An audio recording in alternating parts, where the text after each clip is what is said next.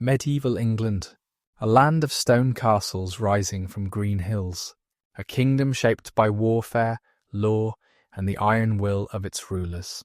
But who among these kings left the deepest mark upon the land? Who built the great ring of fortresses that still stand in Wales today? And who earned the fearsome title, Hammer of the Scots, through decades of relentless warfare? His name was Edward I, a warrior king, a lawgiver, a man whose ambition stretched across the entire island of Britain. Tonight, we journey through his complete story, from his troubled birth during civil war, through crusades in distant lands, to his final breath on the road to Scotland. The night of June the 17th, 1239, brought both hope and fear to the Palace of Westminster. Queen Eleanor of Provence lay in the throes of childbirth, surrounded by her ladies and the royal physicians. Outside, King Henry III waited anxiously for news. This was not their first child. A daughter, named Margaret, had been born 2 years before. But a daughter could not secure the succession. Henry needed a son, an heir to carry on the royal line. The birth was difficult, as many births were in that age. Hours passed in pain and uncertainty, but at last, as the night gave way to morning, the cry of a newborn filled the chamber.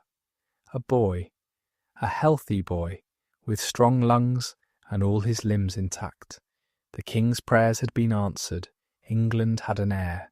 England. They named him Edward, after the last Anglo-Saxon king to be considered a saint. Edward the Confessor had ruled England in the century before the Norman conquest, and his cult remained strong.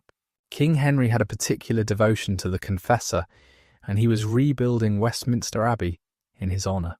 The choice of name was both pious and political, linking the new prince to the ancient English monarchy. The circumstances of Edward's birth were troubled, though the infant could not know it. England was sliding towards civil war. King Henry III was not a strong ruler. He was pious, cultured, and devoted to his family, but he lacked the force of will to control his kingdom. His reign had been marked by conflicts with his barons, by failed military campaigns, and by financial difficulties. The great magnates of England were growing restless. The king's marriage to Eleanor of Provence had brought new problems. Eleanor came from the south of France, and she brought with her a train of relatives and followers from Savoy and Provence. Henry showered these foreigners with lands and offices, provoking the jealousy of his English barons. The Savoyards, as they were called, became a powerful faction at court, and their influence bred resentment. Young Edward's early years were spent in this atmosphere of tension and intrigue. He was raised in the royal household, surrounded by nurses and tutors, learning the skills expected of a medieval prince. His education would have begun early, perhaps as young as 4 or 5. He learned to read and write in French, the language of the court. He studied Latin, the language of the church and of diplomacy. He was taught the basics of theology and scripture, for a Christian king must understand the faith he defended. But book learning was only part of a prince's education. Edward also trained in the arts of war. He learned to ride almost as soon as he could walk. Horsemanship was essential for a medieval nobleman, and for a future king it was absolutely vital. A king must lead his armies in person, must charge at the head of his knights, must inspire his men by his own courage and skill. Edward took to riding with enthusiasm, and he would become one of the finest horsemen of his age. He learned to handle weapons. First came the wooden sword, then the blunted practice blade, and finally the sharp steel of real combat. He trained with lance and shield, learning the techniques of mounted warfare. He practiced with the mace and the axe, weapons that could crush armour when the sword could not penetrate. He learned to wrestle and to fight on foot, for a knight unhorsed must still be able to defend himself. Hunting was another essential skill. The forests of England teemed with game, and the hunt was both sport and training for war. Pursuing a stag through the woodlands taught horsemanship and endurance. Facing a wild boar with only a spear taught courage and quick thinking. Edward developed a passion for hunting that would last his entire life. Even as an old man, he would spend long hours in the saddle, pursuing his quarry through forest and field. The young prince grew tall. This would become one of his most notable characteristics. In an age when the average man stood perhaps 5 feet 6 inches, Edward reached 6 feet 2 inches or more. He towered over most of his contemporaries, a giant among men. His long legs earned him the nickname Longshanks, and this name would follow him throughout his life. His height gave him advantages in combat, with a longer reach than most opponents, but it also made him instantly recognizable on any battlefield. His appearance was striking in other ways as well. He had a drooping eyelid, inherited from his father, which gave his face an asymmetrical look. His hair was dark in youth, turning silver as he aged. His voice was said to have a slight lisp, though this did not prevent him from being an effective speaker. When he wished to be heard, he could be heard. His temper, when roused, was formidable, and those who provoked his anger learned to regret it. Edward's mother, Eleanor of Provence, was a significant influence on his early years. She was a cultured woman, patron of poets and musicians, and she brought a touch of southern sophistication to the English court. She doted on her eldest son, and he returned her affection. The bond between mother and son remained strong throughout Eleanor's long life. She would outlive her husband by decades, and would continue to play a role in English politics well into Edward's reign. The prince's household was a miniature court in itself. He had his own servants and officials, his own tutors and chaplains, his own knights and squires. As he grew older, this household expanded, becoming a training ground for the young nobles who would serve him as king. Friendships formed in these early years would shape the politics of his reign. Men who had grown up alongside the prince would become his most trusted advisors and commanders. Religious education was taken seriously. Edward learned the rituals and doctrines of the Catholic faith. He heard Mass daily, confessed his sins regularly, and observed the fasts and feasts of the church calendar. His piety was genuine, if not particularly deep. He would always be a conventional Christian, fulfilling his religious obligations without the intense mysticism of some medieval rulers. He founded monasteries and endowed churches, but his faith expressed itself more in action than in contemplation. The prince also learned the arts of governance. He sat in on council meetings, observing how his father dealt with petitioners and ambassadors. He learned how the royal administration functioned, how taxes were collected and justice dispensed. This practical education would serve him well. Edward would become one of the most effective administrators ever to sit on the English throne, with a detailed understanding of how government actually worked. Languages came to him readily. Beyond French and Latin, he likely acquired some English, though it was not yet considered a proper language for a king. He may have learned some Spanish as well, for his future bride came from Castile. The ability to communicate with different peoples would prove valuable in his dealings with the Welsh and the Scots, though he would more often communicate through the point of a sword. As Edward grew from child to youth, the political situation in England continued to deteriorate. The barons' resentment of King Henry's foreign favourites reached a breaking point. In 1258, a group of magnates forced the king to accept the provisions of Oxford, a set of reforms that drastically limited royal power. A council of 15 barons would supervise the king's government. Royal castles would be placed in the hands of Englishmen, not foreigners. The Savoyards and other favourites would be expelled from the realm. Henry accepted these provisions under duress, but he had no intention of honouring them. He appealed to the Pope, seeking release from his oath. He intrigued with the French king, his brother-in-law, for support.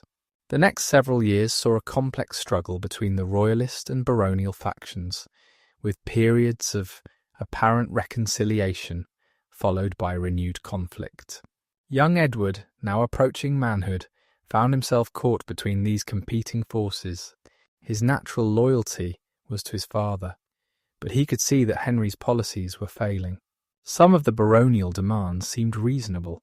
The young prince formed friendships among the reformers, even as he remained part of the royal household. His position was ambiguous, and this ambiguity would continue until events forced him to choose a side. In 1254, when Edward was 15 years old, his father arranged his marriage. The bride was Eleanor of Castile, daughter of King Ferdinand III of Castile, and his second wife, Joan of Ponthieu. The marriage was a diplomatic alliance, designed to secure English interests in southwestern France and to bring Castile into the English orbit. But it would become much more than a political arrangement. Edward and Eleanor would develop a genuine and deep affection for each other, a love match rare among medieval royalty. Eleanor was about 13 years old at the time of the marriage, perhaps a year or two younger than her husband. She came from a sophisticated court, heir to both Spanish and French traditions. She brought with her a household of Castilian attendants, and she would maintain connections to her homeland throughout her life. She was intelligent, capable, and devoted to her husband. She would bear him at least 16 children and would accompany him on his travels and campaigns, including the dangerous journey to the Holy Land. The wedding took place in the monastery of Las Huelgas in Castile on November 1st, 1254. It was a grand occasion befitting the union of two royal houses. Edward received knighthood from his new father-in-law, King Alfonso X, who had succeeded Ferdinand. The young couple then journeyed to Gascony, the English territory in southwestern France, where Edward was to serve as his father's representative. This was Edward's first experience of independent rule, and it was not entirely successful. Gascony was a turbulent region, with fractious nobles and complex politics. The young prince made mistakes, alienating local leaders and mismanaging the administration. His father had to intervene more than once to smooth over difficulties. But Edward learned from these early failures. He would not make the same mistakes twice. The years in Gascony also exposed Edward to different styles of warfare. The south of France had its own military traditions, and Edward observed and absorbed them. He saw how castles could be used to control territory, how systematic conquest differed from the raid and retreat tactics common in England. These lessons would shape his later campaigns in Wales and Scotland. By the late 1250s, Edward had returned to England, where the political crisis was reaching its climax. The baronial reform movement had found a leader in Simon de Montfort, Earl of Leicester. Simon was a remarkable figure, a French nobleman who had married King Henry's sister and had become the champion of English liberties. He was charismatic, ambitious, and utterly convinced of his own righteousness. He would become both Edward's mentor and his mortal enemy. The relationship between Edward and Simon de Montfort is one of the most intriguing aspects of this period. Despite being on opposite sides of the political divide, the two men were drawn to each other. Simon was everything that Henry III was not: decisive, martial, commanding. He represented a model of kingship here that appealed to the young prince. Edward spent time in Simon's household and came under his influence. For a while, it seemed that the heir to the throne might join the baronial cause. But blood proved thicker than political sympathy. When open warfare finally broke out between the king and his barons, Edward stood with his father. The choice was not easy, and Edward's loyalties had wavered until the last moment. But in the end, he could not raise his sword against his own family. He would fight for the crown, whatever his private doubts about his father's policies. The early 1260s found England teetering on the edge of civil war. The reforms imposed on King Henry had satisfied no one. The king resented the constraints on his power and worked constantly to undermine them. The barons distrusted Henry's intentions and demanded ever stronger guarantees. Moderate voices were drowned out by extremists on both sides. Violence became increasingly common as local disputes merged with the national conflict. Edward, now in his early 20s, emerged as a significant political figure in his own right. He was no longer simply the king's son, waiting passively for his inheritance. He commanded his own following of knights and nobles. He controlled lands and castles granted to him by his father. He had opinions on the great questions of the day, and he was not shy about expressing them. The prince's position remained complicated. He sympathised with some of the baronial demands. The corruption and incompetence of his father's government were obvious to anyone with eyes to see. The foreign favourites who surrounded the king had enriched themselves at England's expense. Reform was necessary if the monarchy was to survive. Yet Edward could not accept that reform should come at the cost of royal authority. He believed in strong kingship, in the power of the crown to govern effectively. The baronial proposals seemed to him a recipe for chaos, rule by committee rather than rule by a single strong hand. This tension shaped Edward's behaviour during the crucial years before the war. He moved between factions, sometimes appearing to support the reformers, sometimes standing firmly with his father. His contemporaries found him unpredictable, even untrustworthy. But Edward was not being deliberately deceptive. He was genuinely torn, trying to find a middle path that would satisfy both his conscience and his duty. His friendship with Simon de Montfort deepened during this period, even as their political positions diverged. Simon was more than 30 years Edward's senior, old enough to be his father. He possessed qualities that Henry III conspicuously lacked: military prowess, political vision, and an unshakable sense of purpose. Edward admired these qualities even as he came to oppose the ends to which Simon directed them. The two men spent time together, discussed politics and warfare, perhaps even planned for a future in which they might work together to reform the kingdom. Simon saw in Edward the potential for a different kind of king, one who would rule justly and respect the rights of his subjects. Edward saw in Simon a model of the warrior statesman he wished to become. The relationship was complex, almost familial, and its eventual rupture would be all the more bitter for the affection that preceded it. In 1263, the political situation deteriorated sharply.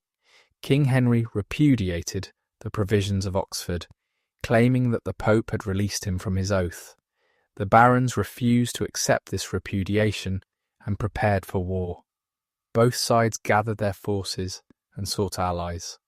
The kingdom held its breath, waiting for the storm to break. Edward threw himself into the royalist cause. Whatever his earlier doubts, he was now committed to his father's side. He raised troops from his own estates and called upon his friends and followers to join him. He proved to be an effective recruiter, bringing in men who might otherwise have remained neutral or even joined the barons. His energy and enthusiasm contrasted sharply with his father's hesitation and indecision. The prince also showed a ruthless streak that would characterise his later career. When the city of London declared for the barons, Edward led a raid on the new temple, the headquarters of the Knights Templar in the city. The Templars were bankers as well as warriors, and they held deposits belonging to many of London's wealthy citizens. Edward seized this treasure, claiming it for the royalist war effort. The raid was technically illegal, a violation of the Templars' privileges, but Edward cared nothing for legal niceties when military necessity demanded action. This willingness to act decisively, even brutally, when circumstances required it, would become one of Edward's defining characteristics. He was not cruel for cruelty's sake. He took no pleasure in suffering, but he would not let sentiment or scruple stand in the way of his objectives. If harsh measures were needed, he would take harsh measures. If enemies needed to be crushed, he would crush them. This cold pragmatism made him a formidable opponent and eventually a formidable king. The war began in earnest in 1264. Simon de Montfort led the baronial forces, while King Henry and Prince Edward commanded the royalist army. The two sides manoeuvred across southern England, seeking advantage. Both were reluctant to risk everything on a single battle. Medieval warfare was uncertain, and even a superior force could be defeated by bad luck or bad weather. But eventually, the armies met. The Battle of Lewes, fought on May 14, 1264, was a disaster for the Royalist cause. The engagement took place in the rolling hills of Sussex, near the town of Lewes and its great castle. King Henry's army held a strong position on the high ground, but the king himself was not an inspiring commander. He was cautious, hesitant, unsure of himself in the chaos of battle. Edward, by contrast, was eager for combat. He commanded the right wing of the Royalist army, facing a force of Londoners who had particularly earned his hatred. The citizens of London had insulted his mother, Queen Eleanor, pelting her barge with refuse as she tried to travel up the Thames. Edward had neither forgotten nor forgiven this humiliation. When the battle began, he charged the Londoners with furious energy, scattering them and pursuing them for miles across the countryside. This charge was a tactical success, but a strategic catastrophe. While Edward was away chasing the fleeing Londoners, the rest of the Royalist army collapsed. Simon de Montfort's disciplined forces broke the Royalist centre and captured King Henry himself. By the time Edward returned from his pursuit, the battle was lost. His father was a prisoner, and the Royalist cause lay in ruins. Edward himself barely escaped capture. He fought his way through the baronial lines with a small group of followers and took refuge in the castle of Lewes. But his position was hopeless. The castle was surrounded, his army destroyed, his father in enemy hands. After negotiations, Edward agreed to surrender himself as a hostage for his father's good behaviour.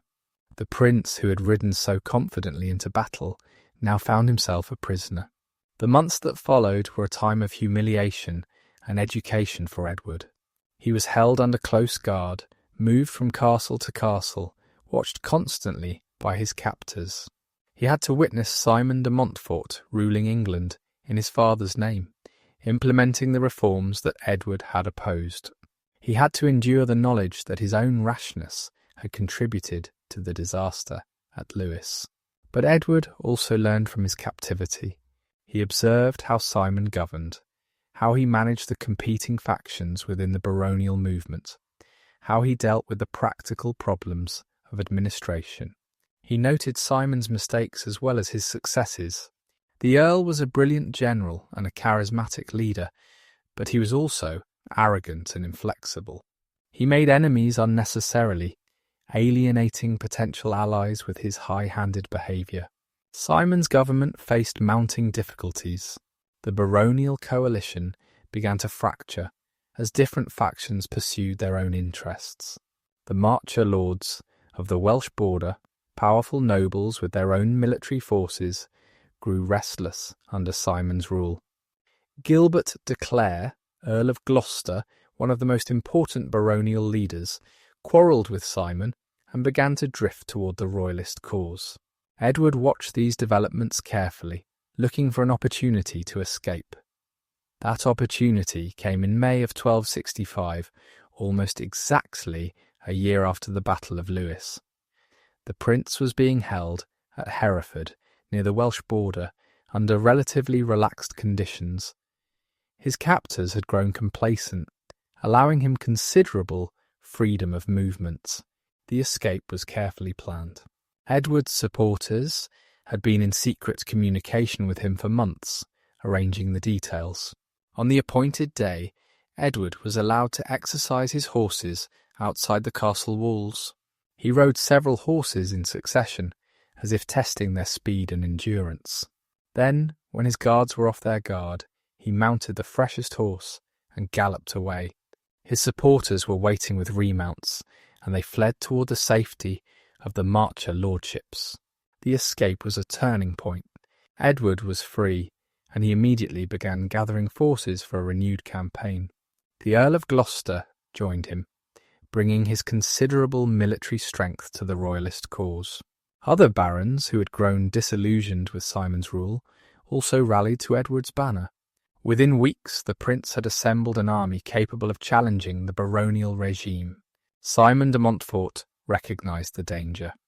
He moved to concentrate his forces and bring Edward to battle before the royalist army could grow any stronger.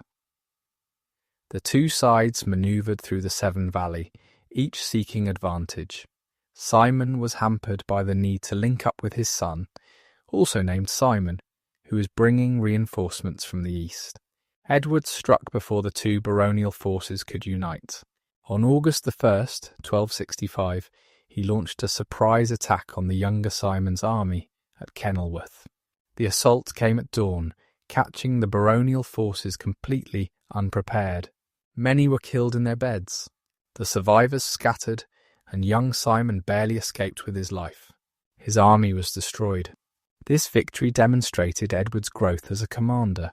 He had learned from his mistake at Lewes. Instead of charging recklessly into battle, he had planned carefully, gathered intelligence, and struck at the perfect moment. He had turned his enemy's weakness into his own strength.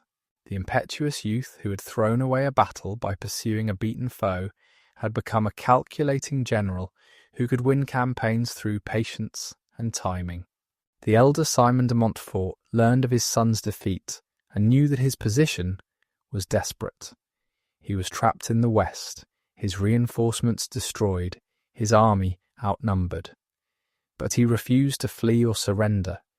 He would fight, and if necessary, he would die fighting. It was a decision that would cost him his life. The Battle of Evesham, fought on August 4th, 1265, was less a battle than a slaughter. Edward had manoeuvred his forces to surround Simon's army, cutting off all routes of escape. The royalists outnumbered the baronial forces by at least 2-1, perhaps more. Simon looked at the enemy dispositions and reportedly said, "They have learned this from me." He knew he was doomed. The fighting was brutal and one-sided. Simon's men were overwhelmed by sheer numbers. The Earl himself fought with desperate courage, refusing to surrender, even when all hope was lost. He was cut down on the battlefield, and his body was mutilated by royalist soldiers who hacked off his head, hands and feet.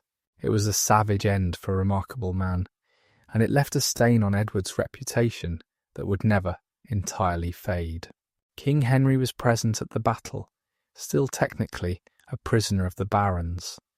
In the confusion of the fighting, he was nearly killed by his own supporters, who did not recognise him in his borrowed armour. Edward himself reportedly saved his father's life, pulling him from the melee and crying out, "I am Henry of Winchester, your king. Do not harm me." The Battle of Evesham ended the Second Barons' War. The baronial cause died with Simon de Montfort on that bloody field. Those who had supported him faced ruin. Their lands were confiscated, their families impoverished, their futures destroyed. Some fled into exile. Others took refuge in the great castle of Kenilworth, holding out for months against a royal siege. A few desperate men became outlaws, hiding in the forests and striking at royalist targets whenever opportunity allowed. Edward emerged from the war as the real power in England. His father, King Henry, was restored to his throne, but Henry was a broken man. The years of conflict had exhausted him. He was content to leave the business of government to his capable son, while he devoted himself to his beloved project, the rebuilding of Westminster Abbey. The great church rose slowly, stone by stone, a monument to Henry's piety and his devotion to Edward the Confessor. The prince showed unexpected qualities of statesmanship in the aftermath of victory. He could have pursued a policy of pure vengeance, crushing the defeated barons and their followers without mercy. Some of his supporters urged exactly this course, but Edward understood that reconciliation was necessary if the kingdom was to heal. He supported the dictum of Kenilworth, a settlement that allowed dispossessed rebels to recover their lands by paying fines.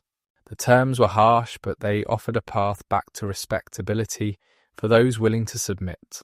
This pragmatic approach to the defeated rebels revealed something important about Edward's character. He was capable of great ruthlessness, as he had shown at Evesham, but he was not vindictive by nature. He preferred to turn enemies into allies when possible, to build a broad coalition of support rather than ruling through fear alone. This flexibility would serve him well in the years ahead, allowing him to navigate the complex politics of medieval Europe with considerable success. The years following the war were a time of consolidation and preparation. Edward worked alongside his father to restore royal authority throughout the kingdom. He travelled constantly, showing himself to the people, hearing complaints, dispensing justice. He built relationships with the great nobles, earning their respect through his personal qualities as well as his royal blood. He was becoming, in effect, a king in training, learning the craft of rulership before he actually inherited the crown. His marriage to Eleanor of Castile flourished during these years. The couple had already begun their large family, and more children arrived regularly. Eleanor proved to be a devoted wife and a capable manager of the extensive lands that came to her as queen. She was also a shrewd businesswoman, acquiring properties and managing investments with considerable skill. Some criticised her for her acquisitiveness, but Edward seems to have appreciated her talents. Their partnership was both personal and political, a true marriage of minds as well as bodies. Edward also cultivated relationships with the church. He was conventionally pious, attending Mass regularly and supporting religious foundations. But his relationship with the clergy was practical rather than spiritual. He saw the church as a useful ally, a source of educated administrators, and a legitimizing force for royal authority. He would work with bishops and abbots when it served his purposes, and he would resist their demands when it did not. This pragmatic approach to religion would characterize his entire reign. The late 1260s saw Edward increasingly involved in international affairs. He travelled to France to pay homage to King Louis IX for the English territories in Gascony. This was a humiliating ritual, requiring the heir to the English throne to kneel before the French king and acknowledge himself a vassal. But it was a necessary humiliation, the price of maintaining the valuable Gascon lands. Edward performed the ceremony with good grace, understanding that pride must sometimes yield to practical necessity. His time in France brought him into contact with King Louis, one of the most remarkable rulers of the age. Louis was everything that Henry III was not: strong, decisive, and universally respected.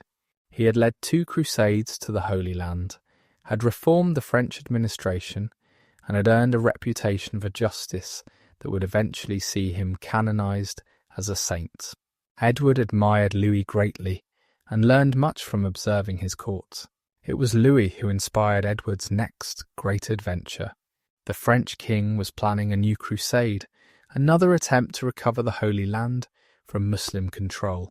The crusading movement had been central to European Christianity for nearly 2 centuries, and despite repeated failures, the dream of liberating Jerusalem still burned bright. Louis invited Edward to join him, and the English prince eagerly accepted. Let us pause here to reflect more deeply on the significance of the Second Barons' War and what it meant for Edward's development as a leader. The conflict that tore England apart in the early 1260s was more than a simple power struggle between king and nobles. It was a contest over fundamental questions of governance. How should a kingdom be ruled? What limits, if any, should constrain royal power? What rights did subjects possess against their sovereign?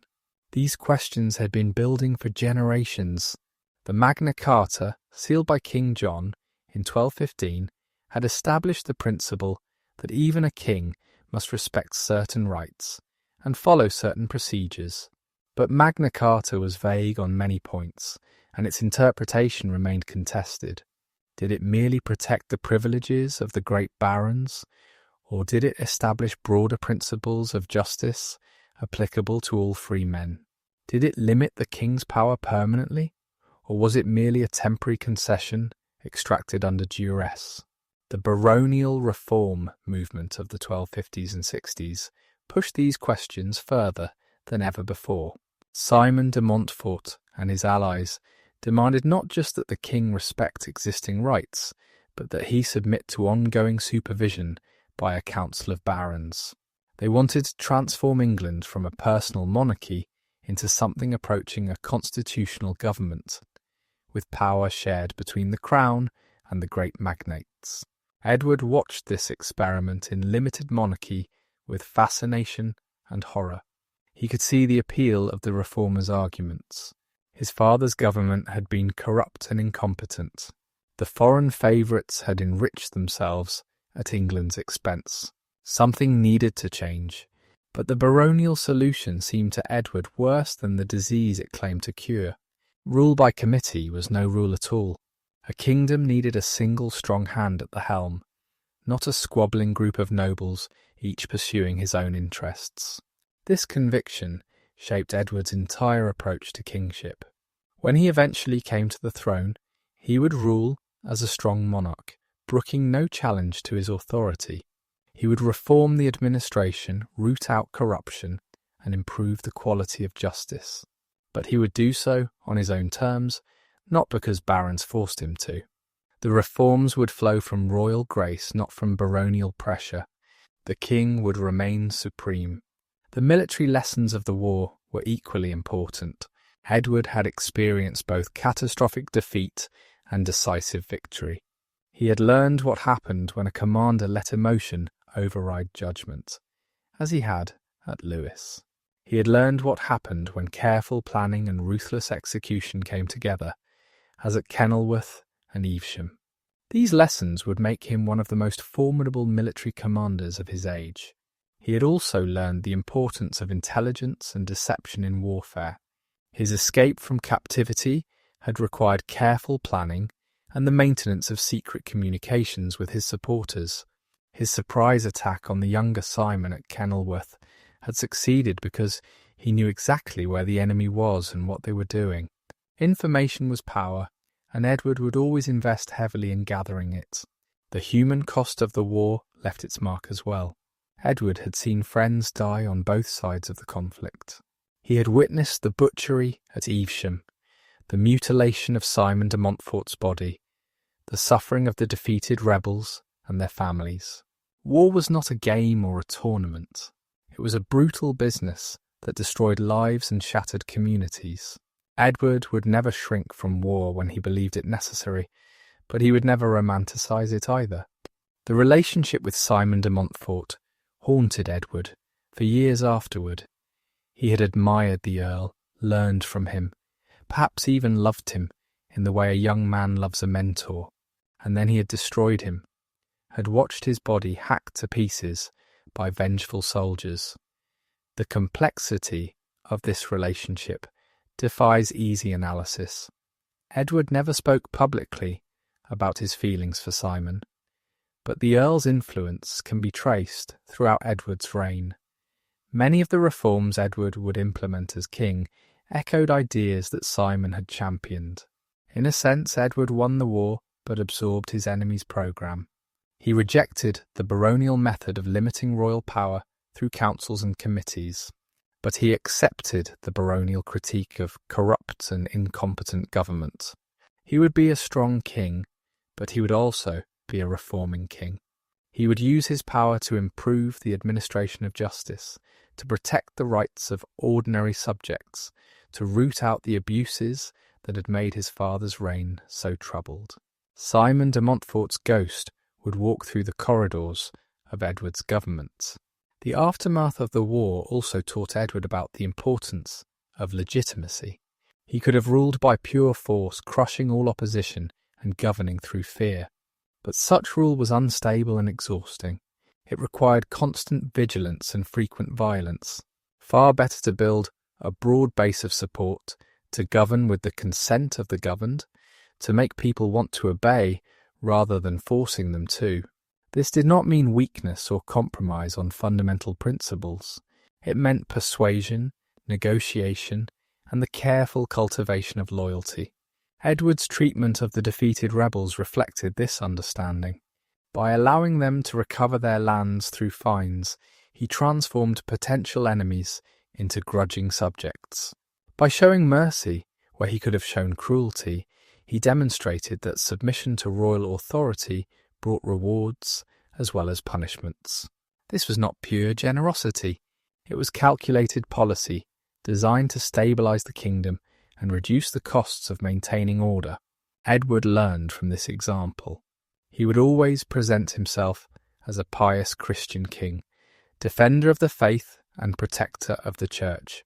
He would frame his wars as righteous causes, blessed by God and supported by divine providence. This was not mere propaganda, though it certainly served propagandistic purposes. Edward genuinely believed that God favoured his enterprises and that his victories were signs of divine approval. This conviction gave him confidence in the darkest moments and helped him inspire his followers to extraordinary efforts. The financial lessons of the war were equally important. Warfare was expensive, ruinously so. Armies had to be paid, supplies purchased, castles built and maintained. The baronial conflict had strained royal finances to the breaking point and beyond. Edward saw clearly that military ambition required financial resources, and financial resources required efficient administration and the cooperation of the kingdom's taxpayers. This understanding would shape his approach to Parliament. The institution was still evolving in Edward's time, not yet the powerful legislature it would later become, but it was already established that certain taxes required the consent of the realm, expressed through assemblies of nobles, clergy, and increasingly representatives of the towns and shires. Edward would work with these assemblies, bargaining for taxes in exchange for concessions, building the parliamentary tradition even as he maintained his own royal prerogatives. The war years also cemented Edward's relationship with his wife, Eleanor of Castile. She had stood by him through defeat and captivity, through the uncertainty of civil war and the triumph of final victory. She had borne his children and managed his household during his long absences. Their partnership was tested by adversity and emerged stronger. Eleanor would remain Edward's closest companion until her death, a source of comfort and support through all the challenges of his reign. As the 1260s drew to a close, Edward stood on the threshold of a new chapter in his life. The Civil War was over. The kingdom was at peace and his father's government was stable, if not inspiring. Edward had proven himself as a military commander and as a political leader. He had built a following of loyal supporters and had earned the respect of friends and enemies alike.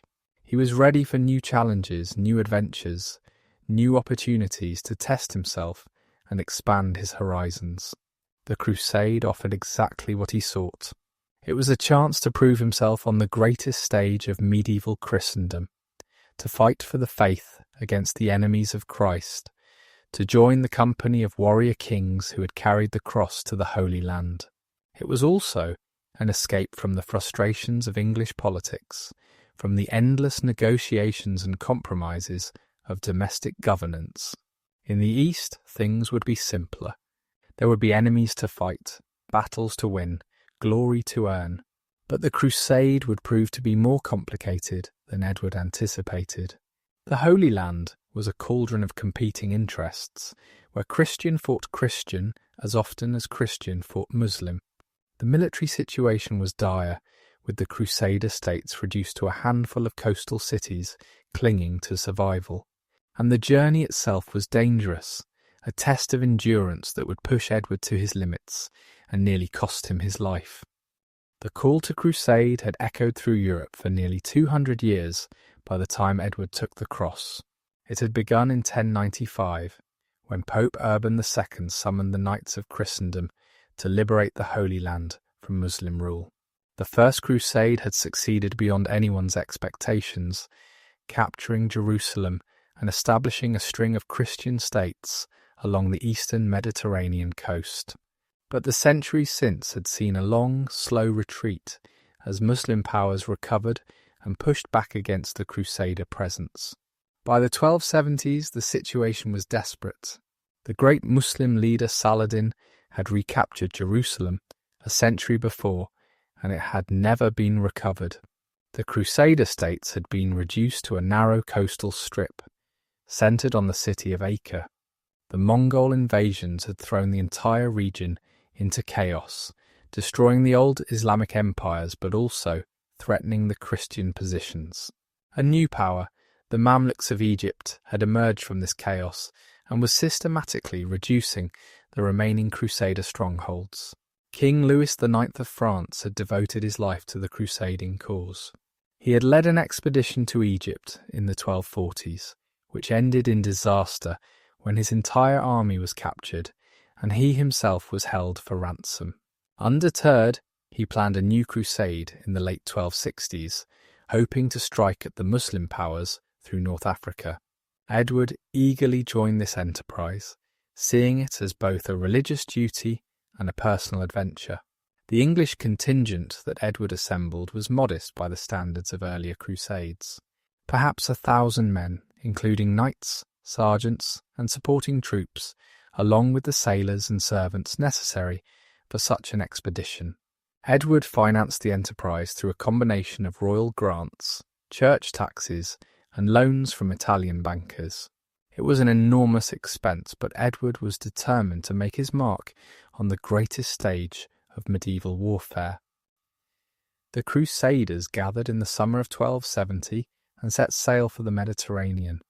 The journey was long and arduous, taking weeks of sailing through sometimes treacherous waters. They stopped at various ports along the way, resupplying and gathering news of the situation in the east. The news was not encouraging. King Louis had diverted his crusade to Tunisia, hoping to convert the local Muslim ruler to Christianity before proceeding to the Holy Land. It was a strange decision, and it would prove fatal. When Edward arrived in Tunisia, he found catastrophe. A plague had swept through the French camp, killing thousands of soldiers and, most devastatingly, King Louis himself. The saintly king had died on August the 25th, 1270, murmuring prayers and calling on Jerusalem with his last breath. The crusade he had planned was in ruins before it had properly begun. Edward was devastated by Louis's death. He had admired the French king greatly and had looked forward to serving under his command. Now the crusade was leaderless, and most of the surviving French forces were preparing to return home. Many urged Edward to abandon the enterprise as well. The situation was hopeless, they argued. Better to cut their losses and return to England. But Edward refused to give up. He had taken the cross, sworn a sacred oath to fight for the Holy Land. He would not abandon that oath simply because circumstances had become difficult. With his small force he sailed on to Acre, arriving in May of 1271. He would spend the next year and a half in the east fighting a lonely and ultimately futile campaign against the Mamluk Sultan Baybars. The Holy Land that Edward found was a shadow of its former glory. Acre was a bustling commercial city, home to merchants from Venice, Genoa, Pisa, and a dozen other trading powers. But it was also a city under siege, surrounded by hostile territory and dependent on sea power for its survival. The other Crusader possessions were even more precarious, isolated fortresses and towns that could be picked off one by the patient Mamluk advance. Edward threw himself into the defence of what remained. He led raids into Muslim territory, striking at enemy positions and gathering intelligence about Mamluk strength and intentions. He negotiated with the Mongols, hoping to coordinate a joint campaign against their common enemy. He tried to unite the quarrelling factions within the Crusader states, the rival Italian merchant communities, and the competing military orders. It was exhausting, frustrating work, and it achieved little of lasting value. The military operations Edward conducted were small-scale affairs compared to the great crusades of the past.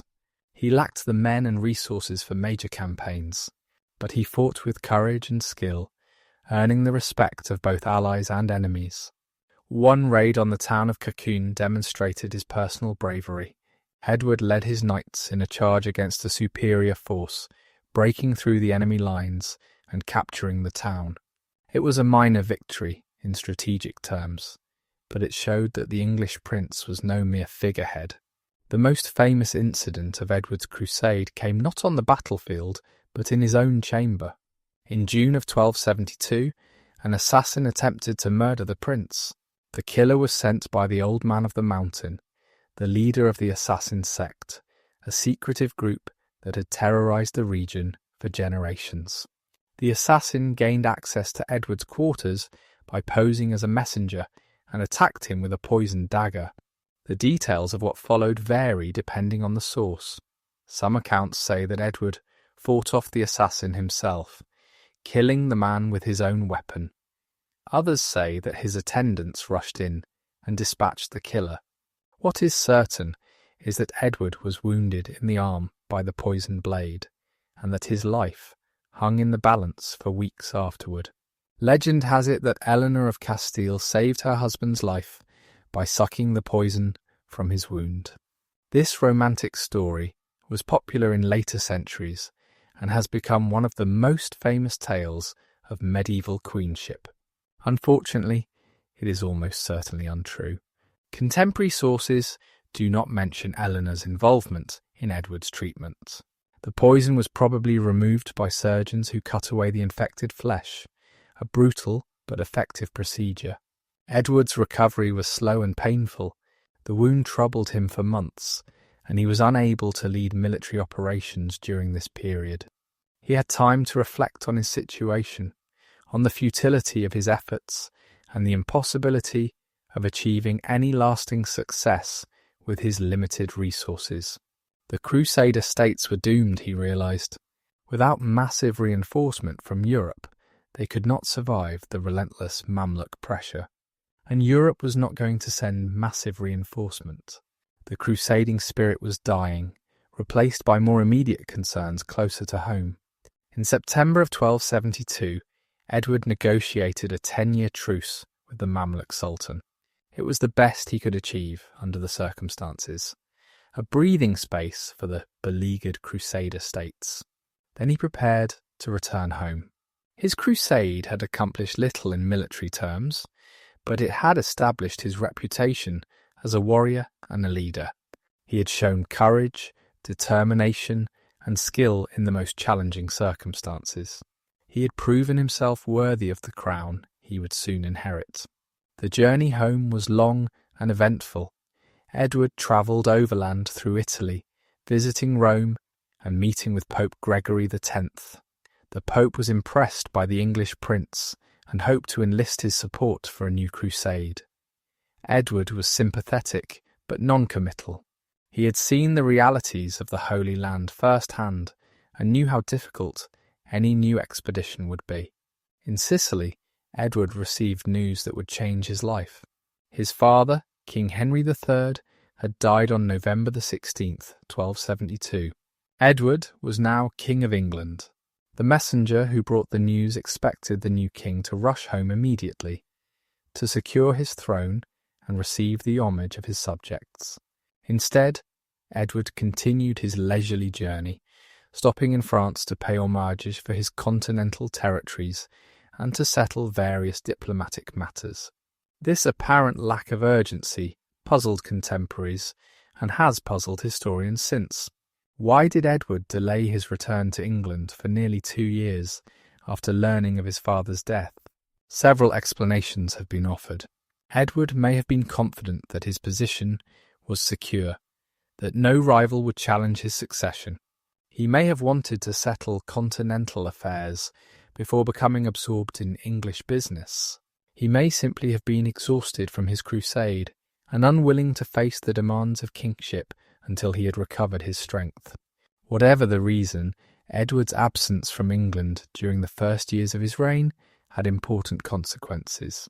The government continued to function under the direction of trusted officials, demonstrating that the English administrative system could operate without the king's personal presence. This was a significant development in the evolution of English governance, showing that the machinery of state had achieved a degree of independence from the individual who wore the crown. Edward finally returned to England in August of 1274, nearly 2 years after his father's death. He landed at Dover and made his way to London, where he was greeted with enthusiasm by crowds who had waited long for their new king. The coronation took place on August the 19th at Westminster Abbey, the great church that Henry III had spent his reign rebuilding. Edward was 35 years old, in the prime of life, experienced in war and politics, ready to take up the burden of kingship. The ceremony was magnificent, as befitted the crowning of a king. Edward wore robes of gold and crimson, and the crown of England was placed upon his head by the Archbishop of Canterbury. He swore the traditional oaths, promising to uphold the laws and customs of the realm, to protect the church, and to do justice to all his subjects. Eleanor of Castile was crowned beside him as queen, sharing in his triumph as she had shared in his trials. The new reign began with high hopes. Edward had proven himself a capable leader during the Civil War and had earned glory on crusade. He was tall, imposing, and energetic, everything a medieval king should be. He had a beautiful and devoted wife, healthy children, and a loyal following of experienced administrators and warriors. The kingdom was at peace, and the treasury, while not overflowing, was adequate for normal purposes. All the conditions seemed favourable for a successful reign, but challenges awaited. The Welsh princes in the west had grown restless during Henry's weak reign and Edward's long absence. The Scots in the north were asserting their independence with increasing boldness. The great barons of England, though currently loyal, would need careful management. The church would demand its privileges and resist royal encroachment. And always there was the question of France, where the English king held territories as a vassal of the French crown, a source of endless complication and potential conflict. Edward faced these challenges with confidence.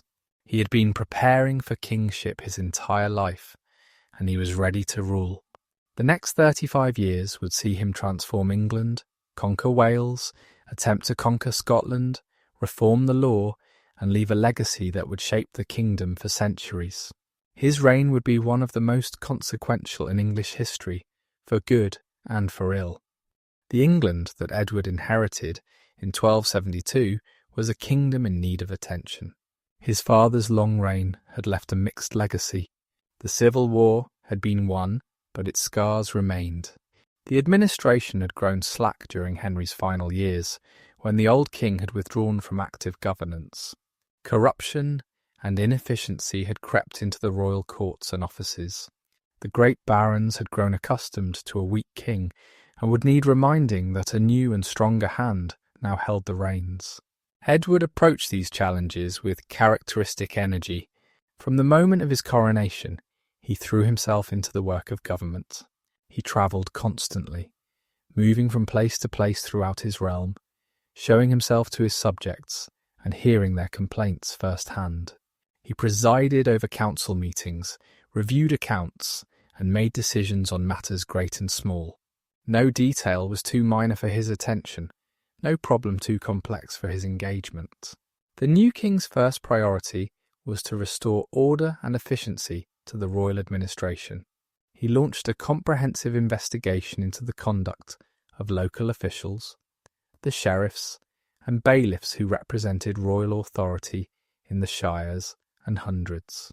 These officials had enormous power over ordinary people, collecting taxes, enforcing judgments, and maintaining the peace. Many had abused their positions, extorting money from those they were supposed to protect, and perverting justice for their own benefit. Edward's investigation, known as the 100 Rolls Inquiry, was unprecedented in its scope and thoroughness. Royal commissioners travelled throughout the kingdom, holding public hearings at which anyone could bring complaints against officials. The questions they asked were detailed and probing. Had the sheriff taken bribes? Had he imprisoned people without proper authority? Had he seized property illegally? Had he failed to execute writs or perverted the course of justice? The answers that came back were damning. Corruption was widespread, touching officials at every level. Sheriffs had enriched themselves at the expense of the crown and the people. Bailiffs had terrorized the communities they were supposed to serve. Even some of the king's own judges had taken bribes and rendered false judgments. The extent of the rot shocked even those who had suspected problems. Edward responded with a combination of punishment and reform. Corrupt officials were removed from office and fined heavily. Some were imprisoned. The message was clear. The new king would not tolerate abuse of power. But Edward also recognized that punishment alone would not solve the problem. The system itself needed reform, with clearer rules and better oversight to prevent future abuses. The result was a series of statutes that reshaped English law and administration. The Statute of Westminster of 1275 addressed a wide range of issues, from the conduct of elections to the treatment of prisoners, from the rights of widows to the procedures of the royal courts. It was a comprehensive attempt to codify and improve the law, drawing on the findings of the 100 Rolls inquiry and on Edward's own observations of what needed fixing. This statute was only the first of many. Throughout his reign, Edward would continue to issue legislation, refining and extending the legal framework of the kingdom. He's been called the English Justinian, after the Roman emperor who codified Roman law, and the comparison is apt. No English king before or since has left such a deep mark on the legal system. Many of the principles Edward established remained in force for centuries, and some continue to influence English law today. The king's reforming energy extended to the church as well. The Statute of Mortmain, issued in 1279, addressed a growing problem in medieval society. Religious institutions had been accumulating land at an alarming rate, as pious donors gave property to monasteries and churches for the good of their souls. This land passed into what was called the dead hand of the church, mortmain in legal Latin, meaning it could never be sold or transferred. It was also exempt from many of the taxes and services that secular landowners owed to the crown. Edward's statute required royal permission for any future grants of land to the church. This was not an attack on religion. Edward was a conventionally pious man who supported the church in many ways. But he was also a practical ruler who recognized that unlimited church landholding threatened the fiscal basis of royal government. The statute balanced religious interests against secular needs, a characteristic example of Edward's pragmatic approach to governance. The early years of the reign also saw Edward grappling with the complex question of relations with his barons. The great magnates of England were essential partners in governance. They provided military service, sat on the royal council, and administered justice in their own territories. But they were also potential rivals, men of wealth and power who could challenge the crown if they felt their interests threatened. Edward handled this relationship with considerable skill. He respected baronial privileges and consulted regularly with the great lords on matters of policy. He avoided the mistake his father had made of favouring foreign courtiers over native English nobles. He distributed patronage widely, ensuring that many families benefited from royal favour. At the same time, he made clear that he would not tolerate challenges to royal authority. The barons could advise and influence, but the king would decide. This balance was tested early in the reign by a dispute with the Earl of Gloucester, Gilbert de Clare. Gloucester was one of the most powerful nobles in England, controlling vast estates in the Welsh Marches and elsewhere. He had supported Edward during the Civil War and expected rewards and influence in return. When he felt that the king was not showing him sufficient respect, he took matters into his own hands. The specific issue was a private war between Gloucester and another Marcher lord, Humphrey de Bohun, Earl of Hereford. Such private wars were common in the turbulent border region, where the normal rules of English law often did not apply. But Edward was determined to extend royal authority into the marches and would not tolerate nobles fighting each other without royal permission. The king summoned both earls to appear before him and explain their conduct. When they proved defiant, he imprisoned them briefly and imposed heavy fines. The message was unmistakable. Even the greatest nobles were subject to royal justice. Private warfare would not be tolerated. The king's peace extended throughout the realm, including the traditionally lawless marches. This assertion of royal authority over the marcher lords would prove significant in the years ahead. Edward was already looking westward toward Wales, where the native princes maintained an independence that he found intolerable. The marcher lords would be essential allies in any campaign against Wales, and Edward needed them obedient and cooperative.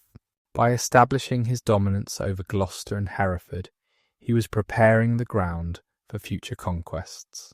The early reign also saw important developments in Edward's relationship with Parliament.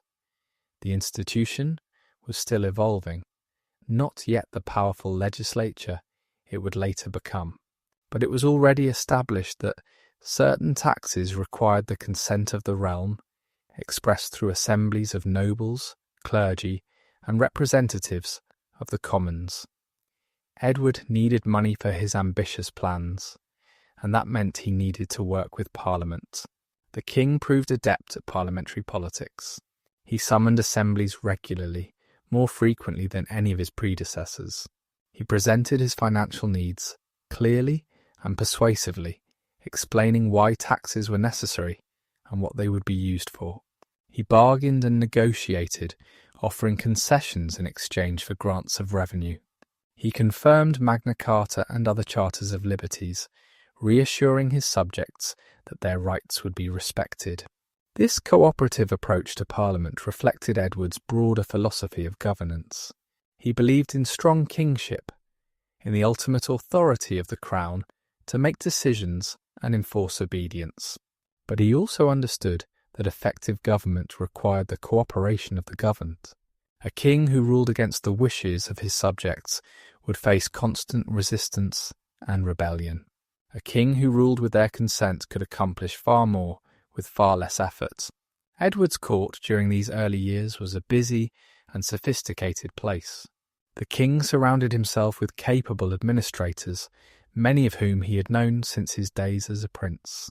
Robert Burnell, his chancellor, was particularly important, a skilled bureaucrat who managed the day-to-day business of government with quiet efficiency.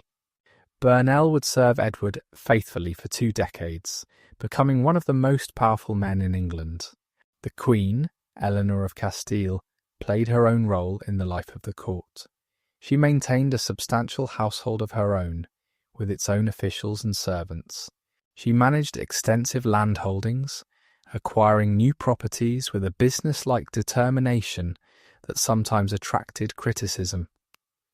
She bore Edward children regularly, fulfilling the most important duty of a medieval queen, and she provided companionship and support to her husband, a constant presence at his side through the challenges of kingship. The royal children were growing up during these years. The eldest surviving son, Alfonso, was heir to the throne, a position of enormous importance and considerable danger. Medieval princes often did not survive to inherit, falling victim to disease, accident, or violence. Edward and Eleanor had already lost children, and they would lose more in the years ahead. The uncertainty of succession was a constant shadow over the royal family, a reminder of the fragility of life and the precariousness of power. Religious life at court followed conventional patterns. Edward heard Mass daily, observed the major feast days, and supported various religious foundations. He had a particular devotion to certain saints, especially Edward the Confessor, his namesake and the patron of the royal house. He made pilgrimages to holy sites and collected relics, the bones and possessions of saints believed to possess miraculous power. But Edward's religion was practical rather than mystical. He did not experience visions or seek direct communion with the divine. He saw the church as a partner in governance, a source of educated administrators, and a legitimizing force for royal authority. He worked with bishops and abbots when it served his purposes, and resisted their demands when it did not. His faith was real, but it did not dominate his life or override his political calculations. The early reign established patterns that would continue throughout Edward's time on the throne. He was an active, hands-on king who involved himself in every aspect of government. He travelled constantly, never staying in one place for long. He worked long hours, rising early and retiring late, driving himself and his servants to exhaustion. He demanded competence and loyalty from his officials, and rewarded both generously. He punished failure and betrayal severely, showing no mercy to those who disappointed him. These patterns made Edward an effective ruler, but not always a pleasant one. He could be charming when he wished, gracious and generous to those who pleased him, but he could also be cold, harsh and terrifying when crossed. His temper was legendary, and those who provoked it learned to regret their boldness. He never forgot a slight, and seldom forgave an enemy. His determination to have his way in all things made him a formidable king, but also a difficult man. By the mid-1270s, Edward had established firm control over his kingdom. The administration was reformed, the barons were obedient, and the treasury was filling with the proceeds of taxation and good management. The king was ready to turn his attention outward, to the challenges that lay beyond England's borders. Wales beckoned, a land of mountains and princes that had resisted English domination for centuries. Edward would change that. He would conquer Wales completely, building a ring of great castles that still stand today as monuments to his ambition and his power. The legal achievements of Edward I deserve special attention, for they transformed English law and established principles that would endure for centuries. Edward has been called the English Justinian, a comparison made by the 17th century lawyer Edward Coke, who wrote extensively about Edward's legislation and drew parallels between the medieval king and the Byzantine lawmaker Justinian I. While this comparison may be somewhat exaggerated, it captures something essential about his reign. No English king devoted more energy to legal reform or left a deeper mark on the legal system. The great legal historian Sir Matthew Hale did not hesitate to affirm that more was done in the first 13 years of Edward's reign to settle and establish the distributive justice of the kingdom than in all the ages since that time put together. To understand what Edward accomplished, we must first understand the state of English law when he came to the throne. The legal system had developed over centuries, a complex mixture of Anglo-Saxon custom, Norman innovation, and royal decree. It was not a unified system, but rather a patchwork of different courts, different procedures, and different bodies of law. The king's courts competed with church courts, manorial courts, and local courts. Different rules applied in different places and to different classes of people. The common law, the body of law administered by the royal courts, had been developing since the reign of Henry II in the 12th century. Henry had established a system of itinerant justices who travelled throughout the kingdom, hearing cases and applying a uniform body of law. This was a revolutionary development, creating for the first time a truly national legal system. But the common law remained incomplete and often unclear. Many questions had never been definitively answered. Procedures were cumbersome and easily abused. Justice was slow, expensive, and uncertain. Edward set out to address these problems systematically. His approach was characteristically thorough and practical. He did not attempt to create an entirely new legal system from scratch. Instead, he built on existing foundations, clarifying ambiguities, closing loopholes, and improving procedures. His reforms were incremental rather than revolutionary, but their cumulative effect was transformative. The first major statute of the reign, the Statute of Westminster I, was issued in 1275, just a year after Edward's coronation. It was a comprehensive piece of legislation, addressing a wide range of issues that had emerged from the Hundred Rolls inquiry.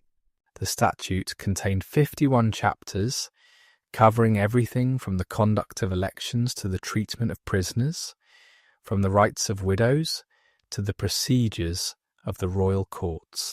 Many provisions of this statute addressed abuses by royal officials. Sheriffs were forbidden from taking bribes or extorting money from prisoners. Bailiffs were required to account properly for the goods they seized. Coroners were instructed in their duties regarding sudden deaths. These provisions reflected Edward's determination to clean up the administration and ensure that royal officials served the public rather than themselves. Other provisions clarified substantive law. The statute defined the circumstances under which bail should be granted, distinguishing between offences that were bailable and those that were not. It established rules for the recovery of debts and the enforcement of judgments. It protected the rights of lords against encroachment by their tenants, and the rights of tenants against oppression by their lords. Each provision addressed a specific problem that had been identified through the Hundred Rolls inquiry or through Edward's own observations. The Statute of Gloucester, issued in 1278, continued this process of reform. It addressed primarily procedural matters, improving the efficiency of the courts and reducing opportunities for delay and obstruction. One important provision limited the jurisdiction of local courts, requiring that cases involving significant amounts of money be heard in the royal courts. This centralisation of justice strengthened royal authority and ensured more uniform application of the law. The Statute of Mortmain, also from 1279, addressed the problem of church landholding that we discussed earlier. By requiring royal permission for grants of land to religious institutions, it protected the feudal system from erosion and preserved the tax base of the crown. The statute was not anti-clerical in intent. Edward was a pious man who supported the church in many ways, but he was also a practical ruler who recognised that unlimited church landholding threatened the fiscal foundations of royal governments. Perhaps the most important of Edward's statutes were the two Statutes of Westminster, the second issued in 1285. This statute, sometimes called De Donis Conditionalibus after its most famous provision, reshaped the law of real property in ways that would influence English land law for centuries. The provision concerning conditional gifts established the entail, a form of landholding that kept property within families across generations. This had profound social and economic consequences, concentrating wealth in aristocratic families and limiting the free market in land. The same statute also contained the famous provision Quia Emptores, which addressed the problem of sub-infeudation. Under the feudal system, a tenant who held land from a lord could create his own tenants, who would hold from him rather than from the original lord. This process, repeated over generations, created long chains of tenure that complicated landholding and reduced the value of lordship. Quia Emptores prohibited future sub-infeudation, requiring that any sale of land substitute the buyer for the seller in the feudal chain rather than adding a new link.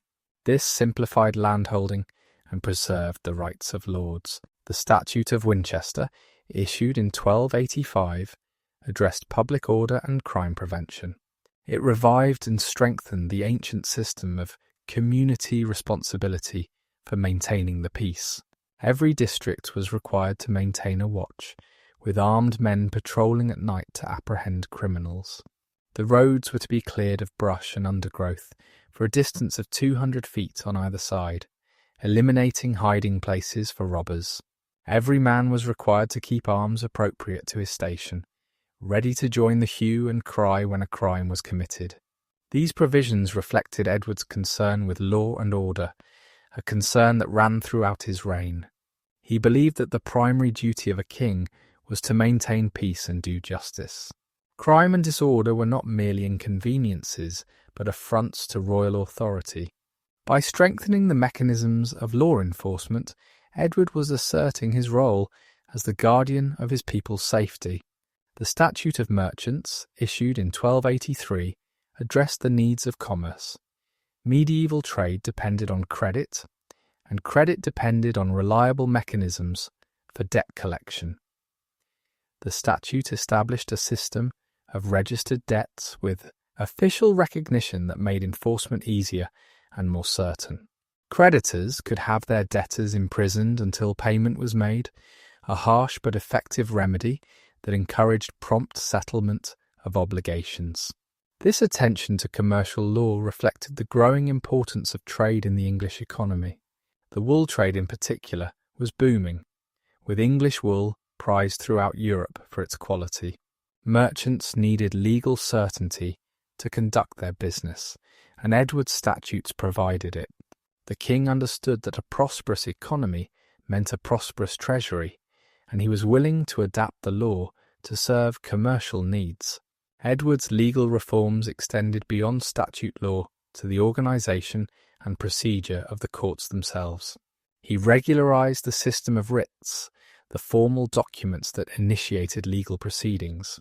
He improved the keeping of records, ensuring that precedents could be found and followed. He appointed capable judges and held them accountable for their conduct. He created new remedies for wrongs that had previously gone unaddressed. The king took a personal interest in the administration of justice. He sometimes sat in court himself, hearing cases and rendering judgments. He reviewed the work of his judges and did not hesitate to correct their errors. He received petitions from subjects who felt they had been wronged and often intervened to ensure justice was done. This hands-on approach set a standard for royal involvement in the legal system that would influence his successors. One area where Edward's legal reforms had particularly significant consequences was the definition of parliamentary authority. The institution of Parliament was still evolving during his reign, not yet the powerful legislature it would later become. But Edward's frequent summoning of parliaments and his practice of obtaining consent for taxation helped establish important precedents. The principle that the king could not tax without consent, already implicit in Magna Carta, became more firmly established through repeated practice. Edward also expanded the composition of Parliament, summoning representatives of the towns and shires to sit alongside the great barons and prelates. The famous Model Parliament of 1295 included knights from every shire and burgesses from every borough, creating a truly representative assembly. While Edward's motives were primarily financial, seeking broader consent for the taxes he needed, the long-term effect was to strengthen the parliamentary tradition and lay the groundwork for future constitutional development. The legal reforms of Edward's reign did not emerge from abstract theorising. They were practical responses to practical problems, shaped by the king's own experience and by the complaints of his subjects. The 100 Rolls inquiry had revealed the extent of corruption and abuse in the system. The petitions that flooded into the royal chancery identified specific grievances that needed addressing. Edward listened, learned, and acted. This pragmatic approach gave Edward's legislation a durability that more theoretical reforms might have lacked. The statutes addressed real problems in ways that worked in practice. They were not perfect, and later generations would find much to criticise and amend. But they provided a solid foundation on which the English legal system could continue to develop. The influence of Edward's legal reforms extended far beyond his own reign. His statutes remained in force for centuries, shaping the development of English law long after his death. The principles he established regarding land tenure, criminal justice, and commercial law became fundamental elements of the common law tradition. When English colonists carried their legal system to America, Australia, and other parts of the world, they carried with them laws that bore the imprint of Edward I. Later lawyers and historians recognised Edward's importance to the legal tradition. Sir Edward Coke, writing in the 17th century, devoted extensive attention to Edward's legislation and praised the king as a great lawgiver. Sir William Blackstone, whose commentaries on the laws of England became the standard reference work for generations of lawyers, frequently cited Edward's statutes as foundational texts. The legal classic by Sir Frederick Pollock and Frederick William Maitland, The History of English Law Before the Time of Edward I, took Edward's reign as its endpoint precisely because it marked such a significant watershed in legal development. Edward's legal achievements must be understood in the context of his broader goals as a king. He was not a legal philosopher interested in abstract questions of justice. He was a practical ruler, seeking to strengthen royal authority, improve the efficiency of government, and maintain order throughout his realm. Legal reforms served these purposes. Clear laws, fairly administered, reduced conflict, and made governance easier. A reputation for justice enhanced royal prestige and encouraged obedience. But we should not be too cynical about Edward's motives. He genuinely believed in the importance of justice and took his responsibilities as a judge seriously. Medieval kingship was fundamentally about justice. The king was the fountain of justice, the ultimate arbiter of disputes, the protector of the weak against the strong. Edward embraced this role and worked hard to fulfill it. His legal reforms were not merely instrumental, but reflected a sincere commitment to the ideals of good governance. The limitations of Edward's legal vision should also be acknowledged. His reforms primarily benefited the propertied classes, the landowners and merchants who used the royal courts. The poor and the unfree had little access to royal justice and little protection under royal law. Women had limited legal rights, and those rights were often poorly enforced. The legal system remained slow, expensive, and frequently corrupt despite Edward's efforts at reform. Moreover, Edward's commitment to justice did not extend to all his subjects equally. His treatment of the Jews, whom he expelled from England in 1290, was a grave injustice by any standard. His wars against Wales and Scotland brought suffering to countless innocent people. His determination to have his way in all things sometimes led him to bend or break the very laws he had created. Edward was a great lawgiver, but he was not a saint. These qualifications noted, Edward's legal achievements remain impressive. He inherited a legal system that was confused, inefficient, and often unjust. He left behind a system that was clearer, more efficient, and more accessible. His statutes addressed real problems and provided workable solutions. His reforms strengthened the rule of law and established precedents that would guide future development. The title of English Justinian, while perhaps exaggerated, was not undeserved. Now we turn to one of the defining achievements of Edward's reign, the conquest of Wales.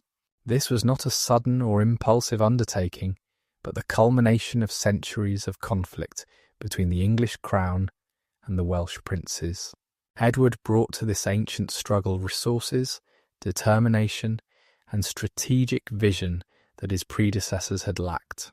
The result was the complete subjugation of Wales and its incorporation into the English realm, a transformation that would shape the history of both nations for centuries to come.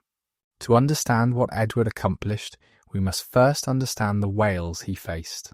The land was divided among numerous Welsh princes and lords, each jealously guarding his independence. The terrain was formidable, a landscape of mountains and valleys, forests and rivers that favoured defenders and frustrated invaders. The Welsh were fierce warriors, skilled in the guerrilla tactics that their landscape demanded. They had resisted English domination for generations, sometimes submitting to superior force, but never accepting permanent subjugation. The most powerful Welsh ruler in Edward's time was Llywelyn ap Gruffudd, Prince of Wales. Llywelyn had taken advantage of the English Civil War to expand his power, forcing the English crown to recognise his title and his authority over the other Welsh princes. The Treaty of Montgomery in 1267 had acknowledged Llywelyn as Prince of Wales and granted him homage from the other Welsh lords. It was the high point of Welsh independence, a moment when it seemed that Wales might emerge as a unified and sovereign nation. But the treaty also required Llywelyn to pay homage to the English king, acknowledging himself as a vassal of the English crown.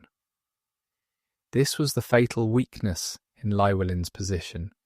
He was not truly independent, but held his principality as a fief from England. When Edward came to the throne, he expected Llywelyn to fulfil his feudal obligations, to come to England and kneel before his overlord.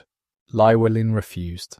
He had grievances against the English crown, disputes over territory and money that he wanted resolved before he would perform homage. He also had personal reasons for defiance. He was betrothed to Eleanor de Montfort, daughter of the Simon de Montfort, who had led the baronial rebellion against Edward's father. Eleanor was captured by English ships while travelling to Wales for her wedding, and Edward held her as a hostage. Llywelyn would not humble himself before the man who held his bride prisoner. Edward summoned Llywelyn to perform homage repeatedly, and repeatedly Llywelyn refused. The king's patience, never abundant, wore thin. By 1277, Edward had decided that force was necessary. He would compel Llywelyn's submission and, if possible, reduce Welsh power permanently. The campaign of 1277 demonstrated Edward's military capabilities at their finest. He assembled the largest army England had seen in generations, perhaps 15,000 men, including infantry, cavalry, and specialists of various kinds. He gathered a fleet to supply his forces and cut off Welsh access to the sea. He planned his campaign with meticulous care, coordinating multiple columns advancing from different directions. The strategy was not to seek a decisive battle, but to squeeze Llywelyn slowly, cutting off his resources and isolating him from his allies.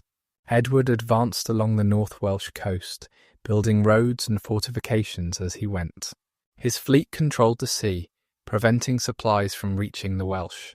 Other English forces pressed in from the south and east, reducing Welsh strongholds and forcing local lords to submit.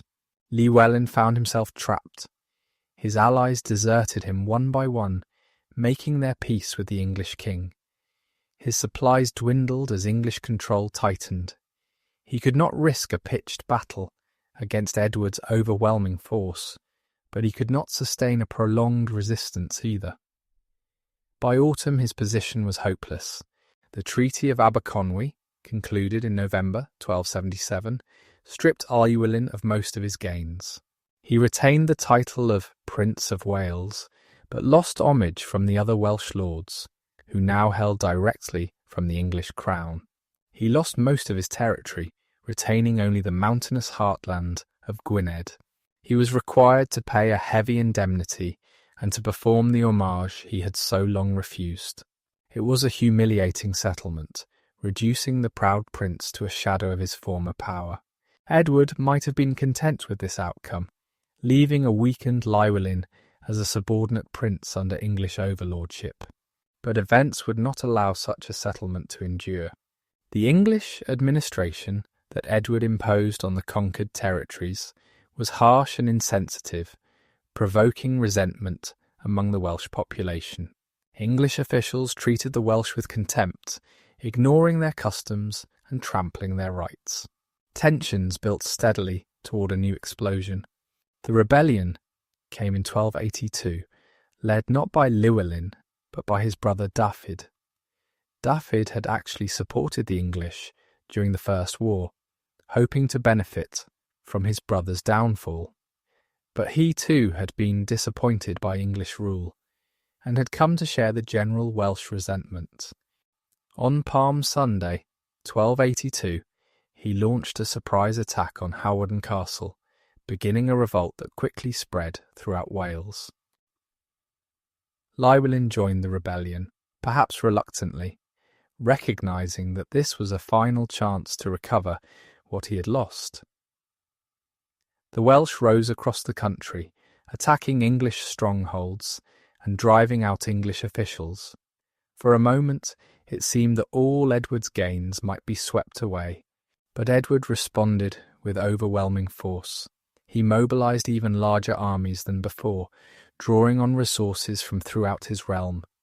He summoned feudal levies, hired mercenaries, and recruited specialists in siege warfare and castle building. He was determined not merely to suppress the rebellion, but to end Welsh independence forever. The campaign of 1282 and 1283 was longer and harder than the First War. The Welsh fought desperately, knowing that defeat meant the end of their freedom. Llywelyn proved an elusive enemy, avoiding pitched battles and striking at English weak points. The mountainous terrain of Snowdonia provided natural fortresses that were difficult to assault. The turning point came in December 1282. Llywelyn had ventured south, hoping to raise support in central Wales.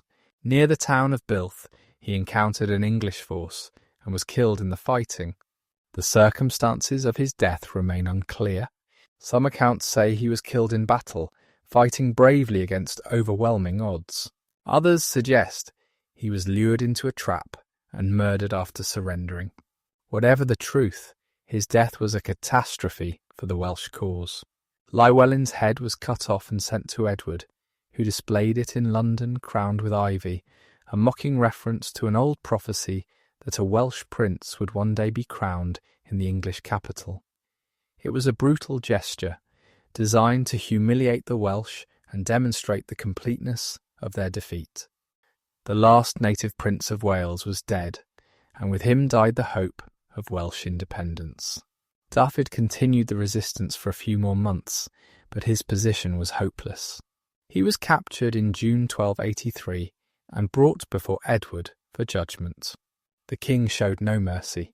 Dafydd was condemned as a traitor and executed with the full horrors reserved for that crime.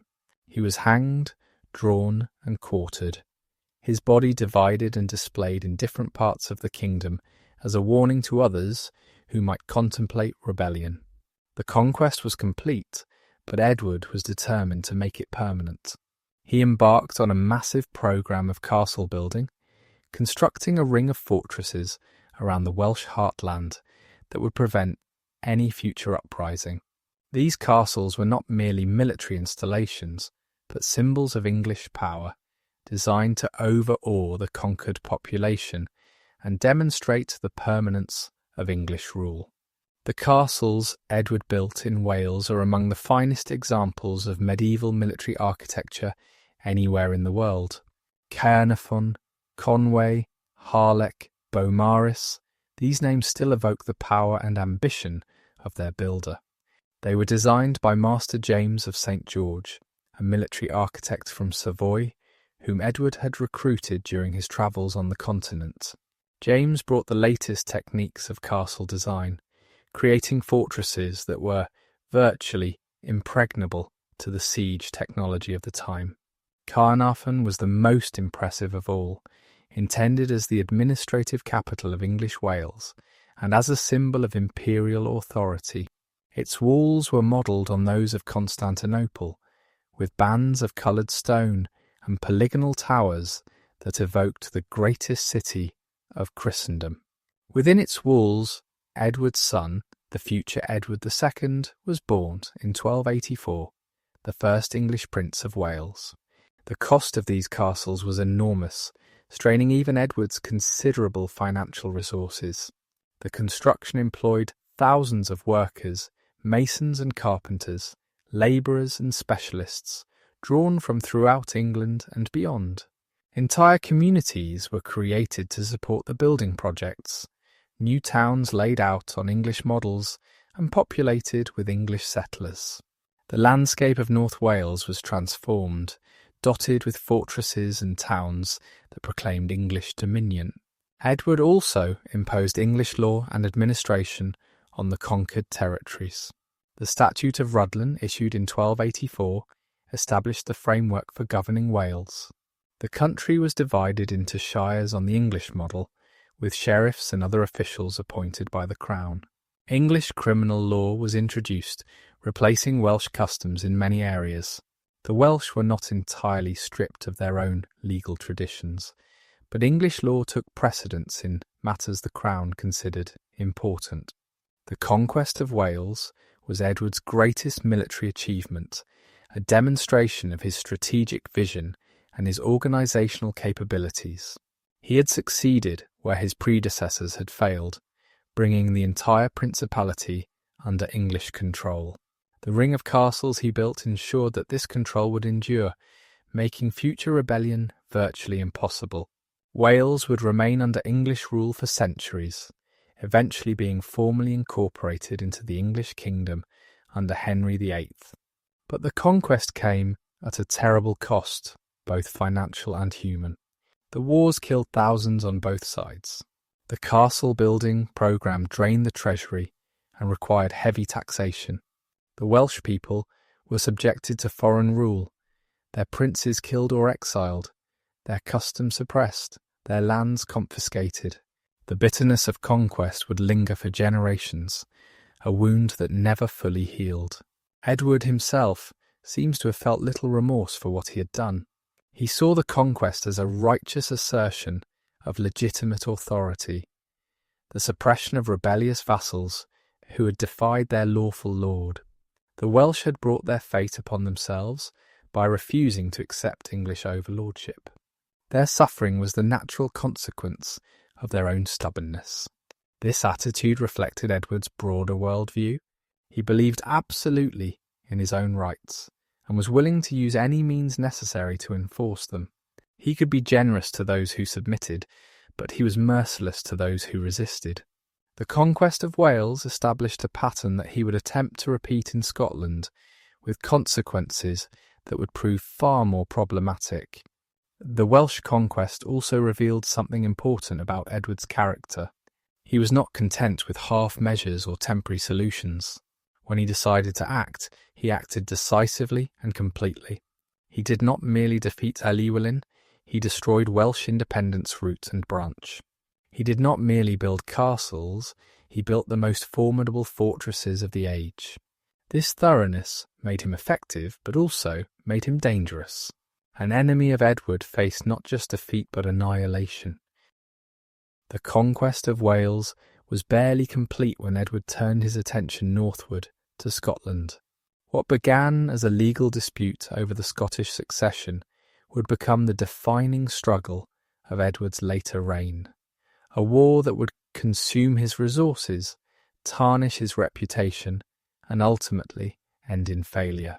The Scottish Wars revealed both the strengths and the limitations of Edward's approach to kingship, his determination and his ruthlessness, his strategic vision, and his inability to accept defeat. Scotland in the late 13th century was an independent kingdom with its own king, its own laws, and its own traditions. The relationship between Scotland and England was complex. The Scottish kings held lands in England for which they owed homage to the English crown, but Scotland itself was not a fief of England. The two kingdoms were neighbours, sometimes allies, sometimes rivals, but legally separate and equal. This situation changed dramatically in 1286, when King Alexander III of Scotland died in a riding accident. Alexander left no surviving sons, and his only direct heir was his granddaughter Margaret, known as the Maid of Norway because her mother had married the King of Norway. Margaret was only 3 years old, and her succession was uncertain. The Scottish nobles agreed to recognise her as queen, but they also began manoeuvring for position in case she should die without issue. Edward saw an opportunity.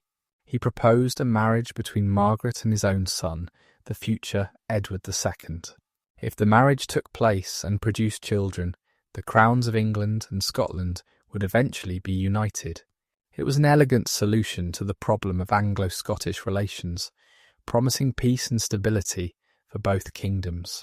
The Scottish nobles, after some hesitation, agreed to the proposal, but fate intervened. In 1290, the young Margaret died during the voyage from Norway to Scotland. She was only 7 years old, and she had never set foot in her kingdom. Her death plunged Scotland into a succession crisis, with more than a dozen claimants asserting their right to the throne. The most serious contenders were John Balliol and Robert Bruce, both descended from daughters of an earlier Scottish king. The Scottish nobles, unable to resolve the dispute among themselves, turned to Edward for arbitration. This was not unusual in medieval Europe. Kings and popes frequently arbitrated disputes between lesser rulers, and Edward had a reputation for legal expertise. But Edward saw the invitation as more than a request for arbitration. He saw it as an opportunity to assert English overlordship over Scotland. Before agreeing to judge the succession dispute, Edward demanded that all the claimants acknowledge him as overlord of Scotland. This was a momentous claim, one that the Scots had never previously accepted. But the claimants were desperate for Edward's support, and one by one they agreed to his terms. Edward had achieved through legal manoeuvring what he could not have achieved through war, at least not without enormous cost. The great cause, as the succession dispute came to be known, was conducted with elaborate legal formality. Edward assembled a court of over 100 judges, including both English and Scottish representatives. The competing claims were examined in detail, with arguments presented on behalf of each claimant. The process took nearly 2 years, a testament to Edward's commitment to at least the appearance of legal propriety. In November 1292, Edward announced his decision. John Balliol was to be King of Scotland. The judgment was legally sound, based on the principle of primogeniture that favoured Balliol's line over Bruce's, but it was also politically convenient for Edward. Balliol was seen as the weaker candidate, more likely to be a compliant vassal than the formidable Robert Bruce. Balliol was crowned King of Scotland and duly performed homage to Edward as his overlord. But the relationship quickly soured. Edward treated Balliol not as a fellow king, but as a subordinate, summoning him to answer in English courts for the conduct of his government, demanding Scottish military support for English wars, and generally humiliating him at every opportunity. The Scottish nobles grew restless under this treatment, and pressure built for resistance.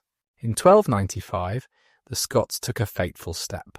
They concluded an alliance with France, England's great rival, promising mutual support against English aggression. This was the beginning of the Old Alliance, a Franco-Scottish partnership that would endure for centuries and would repeatedly complicate English foreign policy. For Edward, it was an intolerable provocation, a challenge to his authority that demanded a crushing response. Edward invaded Scotland in 1296 with a massive army. The campaign was swift and brutal. The border town of Berwick was stormed and its population massacred, a deliberate atrocity designed to terrorise the Scots into submission. The Scottish army was defeated at the Battle of Dunbar and resistance collapsed. Balliol was captured, stripped of his royal insignia, and sent into exile. Edward seized the Stone of Scone, the ancient coronation stone of Scottish kings, and carried it to Westminster as a trophy of conquest. Scotland, it seemed, had been conquered as completely as Wales. Edward installed English officials to govern the country and demanded oaths of allegiance from the Scottish nobility. The Ragman Rolls, as these oaths came to be known, recorded the submission of virtually every significant figure in Scotland. Edward returned to England, confident that the Scottish problem had been solved. He was wrong. The conquest of Scotland proved far more difficult to maintain than the conquest of Wales. Scotland was larger, more populous, and more distant from the centres of English power. The Scottish nobility, though they had submitted under duress, remained hostile to English rule, and the Scottish common people, who had not been consulted about the submission, refused to accept foreign domination. Resistance began almost immediately. In 1297, a Scottish knight named William Wallace emerged as the leader of a popular uprising. Wallace was not a great noble, but a man of relatively modest background, which may have made him more acceptable to the common people who formed the backbone of his movement. He was also a man of extraordinary courage and military ability, capable of inspiring fierce loyalty in his followers. Wallace's rebellion spread rapidly through Scotland. English officials were killed or driven out. Scottish nobles who had collaborated with the English found themselves facing the wrath of their own people. By the summer of 1297, much of Scotland was in open revolt, and Edward's carefully constructed settlement was collapsing. The English response was hampered by Edward's absence. The king was occupied with problems in France and could not personally lead an army to Scotland. He sent his lieutenants instead, confident that they could handle a rabble of Scottish peasants. This confidence proved disastrously misplaced. The Battle of Stirling Bridge, fought on September the 11th, 1297, was one of the most stunning upsets in medieval military history. The English army, led by John de Warenne, Earl of Surrey, and Hugh de Cressingham, the hated English treasurer of Scotland, attempted to cross the River Forth by a narrow wooden bridge. Wallace waited until about half the English force had crossed, then attacked with devastating effect. The English troops on the north bank were trapped, unable to retreat across the bridge and unable to receive reinforcement. Wallace's spearmen cut them to pieces. Cressingham was among the dead, and legend has it that the Scots flayed his corpse and made belts from his skin. The survivors fled in panic, and the English position in Scotland collapsed overnight. Stirling Bridge made William Wallace a legend. He was knighted and proclaimed Guardian of Scotland, ruling in the name of the absent King John Balliol. For nearly a year, he was the effective leader of Scottish resistance, raiding into northern England and defying the might of the English crown. His fame spread throughout Europe, an inspiration to all who resisted tyranny. But Wallace's triumph was short-lived. Edward could not allow such a challenge to go unanswered. In 1298, the king personally led a massive army into Scotland, determined to crush the rebellion once and for all. The campaign culminated in the Battle of Falkirk, fought on July the 22nd. Falkirk was a very different battle from Stirling Bridge.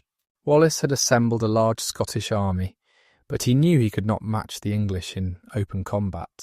He adopted a defensive position, forming his infantry into dense formations called schiltrons, bristling with long spears that could repel cavalry charges. It was a sound tactical concept, but it had fatal weaknesses. Edward's army included a large contingent of Welsh longbowmen, veterans of the Welsh wars who had been incorporated into the English military system. These archers could shoot rapidly and accurately at ranges that Scottish weapons could not match. Edward used them to devastating effect, pouring arrows into the stationary Scottish formations until they began to waver and break. When the schiltrons finally collapsed, the English cavalry charged and completed the destruction. The Scottish army was shattered, and Wallace's military reputation was ruined. He escaped the battlefield, but could no longer command the respect of the Scottish nobles. Within a year, he had resigned as guardian and faded into obscurity. Wallace spent the next several years as a fugitive, hunted by the English and abandoned by many of his former allies. He may have travelled to France and Rome, seeking support for the Scottish cause. He certainly continued to resist English rule, leading small bands of fighters in guerrilla operations. But he was no longer the leader of a national movement. In 12305, Wallace was finally captured. He was betrayed by a Scottish knight named John de Menteith, who handed him over to the English. Edward showed no mercy. Wallace was taken to London, tried for treason, and executed with the full horrors reserved for traitors. He was hanged, drawn and quartered, his head displayed on London Bridge, and his limbs sent to Newcastle, Berwick, Stirling and Perth as a warning to other rebels. The execution of William Wallace was intended to break Scottish resistance once and for all. Instead, it created a martyr whose memory would inspire future generations. Wallace became a symbol of Scottish independence, a hero whose courage and sacrifice would never be forgotten. His story would be told and retold, growing in the telling until he became a figure of legend. Edward's treatment of Wallace revealed the darker side of his character. The king could be generous to those who submitted, but he was utterly ruthless to those who defied him. He saw Wallace not as a patriot fighting for his country, but as a traitor and a criminal who deserved the most terrible punishment the law allowed. This inability to understand or respect his enemy's motivations would prove costly in the years ahead. The execution of William Wallace did not end Scottish resistance. Even as Wallace was being hunted through the hills of Scotland, a new leader was emerging who would prove far more dangerous to English ambitions. His name was Robert Bruce, and he would eventually succeed where Wallace had failed, winning Scottish independence and establishing a dynasty that would rule for centuries.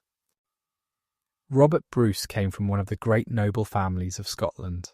His grandfather had been one of the claimants in the great cause, losing to John Balliol in Edward's arbitration. The Bruces had never accepted this verdict and had nursed their claim to the throne through the years of English domination. Robert himself had a complicated relationship with Edward, sometimes supporting the English king, sometimes opposing him, always manoeuvring for advantage. In 1296, when Edward first conquered Scotland, Bruce had been among those who submitted and swore allegiance. He had even fought on the English side against Wallace, hoping to advance his family's interests through collaboration. But as the years passed and English rule grew more oppressive, Bruce began to reconsider his position. The Scottish cause needed a leader of noble blood, someone who could unite the fractious nobility and command respect both at home and abroad. The turning point came in February 306. Bruce met with John Comyn, another powerful Scottish noble and a rival claimant to the throne, at the Greyfriars Church in Dumfries. What happened at that meeting remains disputed. According to most accounts, the two men quarrelled, and Bruce stabbed Comyn before the high altar. Whether this was premeditated murder or a sudden explosion of violence, the result was the same. Bruce had committed sacrilege and made himself an outlaw. Having burned his bridges, Bruce moved quickly. Within weeks he had himself crowned King of Scotland at Scone, claiming the throne that his grandfather had sought. The coronation took place on March the 25th, 1306, at the traditional site where Scottish kings had been crowned for centuries. It was a desperate gamble. He had few supporters, limited resources, and the most powerful king in Europe as his enemy. Edward would never accept a Bruce on the Scottish throne. The ceremony itself was a hasty affair, lacking many of the traditional elements of a Scottish coronation. The stone of Scone, upon which Scottish kings had been crowned for generations, was in Westminster, carried off by Edward a decade before. Many of the great nobles of Scotland were absent, either hostile to Bruce or afraid to associate themselves with his cause. But the Scottish clergy, who had long supported independence, rallied to Bruce. Bishop Robert Wishart of Glasgow absolved him of the sin of killing Comyn and provided the royal robes and banner for the coronation. Edward's response was swift and furious. The old king, now in his late 60s and suffering from various ailments, summoned his forces for yet another Scottish campaign. He instructed Aymer de Valence, who was Comyn's brother-in-law, and thus had personal reasons for vengeance, to destroy Bruce and his followers. The orders were explicit and brutal. No quarter was to be given. Bruce and his supporters were to be treated as traitors and outlaws, hunted down and killed without mercy. The early months of Bruce's kingship were disastrous. He was twice defeated in 1306, first at Methven near Perth on June the 19th, and again at Dalry near Tindrum in Perthshire on August the 11th. His small army was scattered, his supporters killed or captured. His wife Elizabeth, his daughter Marjorie, and his sisters were taken prisoner by the English.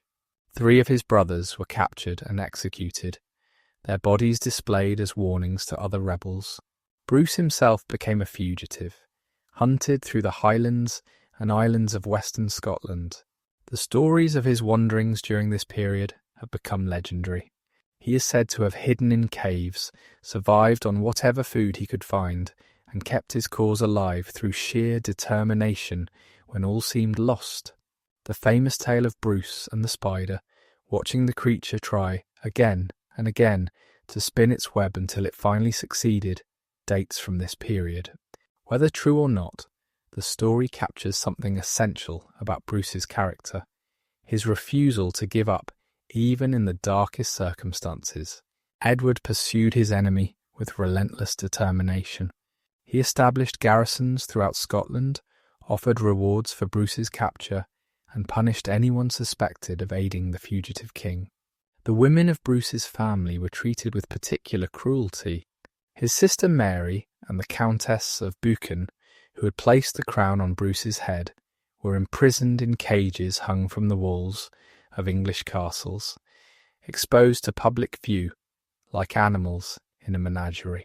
It was a calculated humiliation, designed to demonstrate the fate of those who defied English power. But Edward was running out of time. The old king's health was failing. The years of campaigning, the stress of constant warfare, the burden of ruling a turbulent kingdom, all had taken their toll. He suffered from various ailments, and his legendary energy was fading. Yet he refused to rest, refused to delegate the Scottish war to others, refused to accept that his body could no longer match his will. In the spring of 1307, Edward gathered his forces for what would be his final campaign. He was determined to crush Bruce once and for all, to complete the conquest of Scotland that had eluded him for so long. He set out from Carlisle, heading north toward the Scottish border. But his body betrayed him. He grew weaker with each passing day, unable to ride, barely able to sit upright in a litter. On July the 7th, 1307, Edward I died at Burr by Sands, a small village on the Solway Firth, within sight of Scotland. He was 68 years old and had reigned for 35 years. According to legend, his last words were a command to his son to carry his bones at the head of the English army until Scotland was conquered. Whether this story is true or not, it captures the obsessive determination that had driven Edward throughout the Scottish wars. The death of Edward I transformed the situation in Scotland. The old king had been a formidable enemy, relentless and resourceful, capable of recovering from setbacks that would have defeated lesser men. His son, Edward II, was a very different character, weak where his father had been strong, indecisive where his father had been determined, more interested in his favourites than in the business of war. The pressure on Bruce eased almost immediately. Robert Bruce seized the opportunity. He emerged from hiding and began rebuilding his forces. He adopted guerrilla tactics, avoiding pitched battles and striking at English weak points. He attacked isolated garrisons, ambushed supply convoys, and gradually wore down the English occupation. One by one, the Scottish castles fell to his forces. One by one, the Scottish nobles who had submitted to Edward came over to Bruce's side. The transformation was remarkable. The fugitive who had hidden in caves and survived on scraps became a confident king, commanding growing armies and winning victory after victory. Bruce proved to be a brilliant military commander, patient and cunning, willing to wait for the right moment, and then strike with devastating effect. He understood that he could not defeat the English in open battle, not yet, but he could make Scotland ungovernable, could bleed the English occupation until it collapsed from exhaustion. Edward II made occasional efforts to reassert English control, but his campaigns were half-hearted and poorly managed. He lacked his father's strategic vision and his father's determination. He was distracted by conflicts with his own barons, who despised his favourites and resented his incompetent rule. Scotland slipped further and further from English grasp. The climax came in 1314 at the Battle of Bannockburn. Edward II finally roused himself to lead a major expedition to Scotland, hoping to relieve the besieged castle of Stirling. He assembled a massive army, perhaps the largest English force ever sent to Scotland, and marched north with confidence. Bruce awaited him with a much smaller force, carefully positioned on ground of his own choosing. The battle was fought over 2 days, June the 23rd and 24th. On the first day, Bruce himself killed the English knight, Henry de Bohun, in single combat, splitting his skull with a battle-axe in full view of both armies.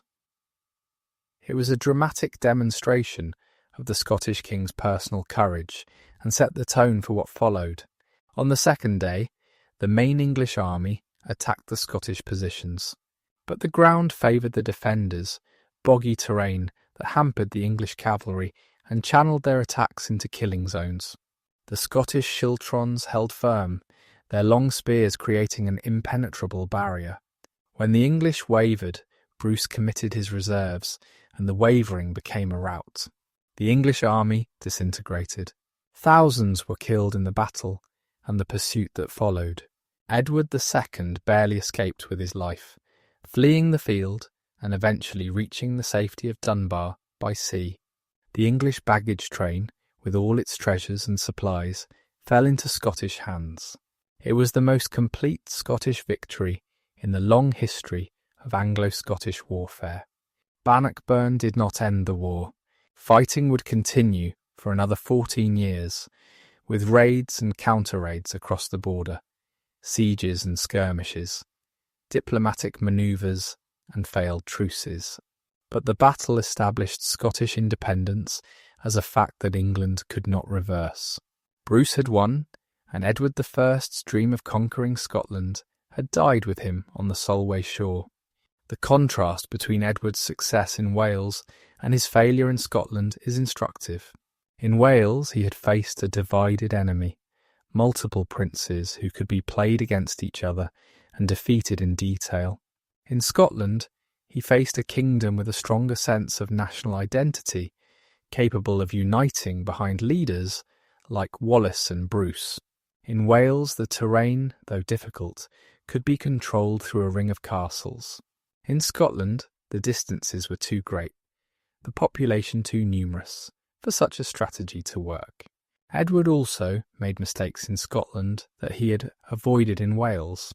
His treatment of the Scots was unnecessarily harsh, creating martyrs like Wallace and driving potential collaborators into resistance. His insistence on treating Scotland as a conquered province rather than a subordinate kingdom alienated even those who might have accepted English overlordship on more generous terms. His refusal to compromise, to accept anything less than total submission, prolonged the war and ultimately ensured his failure. Yet we should not judge Edward too harshly for his Scottish failure. He came closer to conquering Scotland than any English king before or since. He defeated Scottish armies in battle, captured Scottish kings, and imposed English administration on the country. If he had lived another decade, if his son had been a worthy successor, the outcome might have been different. The Scottish victory was not inevitable, but was won through courage, determination, and no small amount of luck. Edward's Scottish wars also had lasting consequences for England. The constant demands for men and money strained the kingdom's resources, and created tensions between the crown and its subjects. The need for parliamentary consent to taxation strengthened the institution of Parliament and established precedents that would shape English constitutional development. The wars also fostered a sense of English national identity, defined in part by opposition to the Scots. The memory of Edward's Scottish campaigns would linger for centuries. The English would remember him as the Hammer of the Scots, the king who had nearly conquered the northern kingdom. The Scots would remember him as a tyrant and oppressor, the enemy of their freedom. Both memories contained elements of truth, and both would shape the relationship between the two nations for generations to come. Now let us turn from the public achievements and failures of Edward's reign to consider the man himself, his personal life, his family, and especially his relationship with Eleanor of Castile, the wife who shared his life for nearly 4 decades. For all his reputation as a warrior and lawgiver, Edward was also a husband and father, a man with private joys and sorrows that the chronicles only occasionally reveal. Eleanor of Castile came to Edward as a bride when both were barely more than children. She was perhaps 13 years old, he about 15, when they married in the monastery of Las Huelgas in Castile in 1254. It was a diplomatic marriage, arranged by their parents to cement an alliance between England and Castile. Neither bride nor groom had any say in the matter. Such was the fate of royal children in the medieval world. Yet from this arranged marriage grew a genuine and deep affection. Edward and Eleanor remained devoted to each other throughout their long union, a remarkable achievement in an age when royal marriages were often cold and distant affairs. They travelled together, lived together, faced dangers together. Eleanor accompanied Edward on his crusade to the Holy Land, enduring the hardships of the journey and the perils of warfare. She was with him when the assassin struck, and legend credits her with saving his life by sucking the poison from his wound.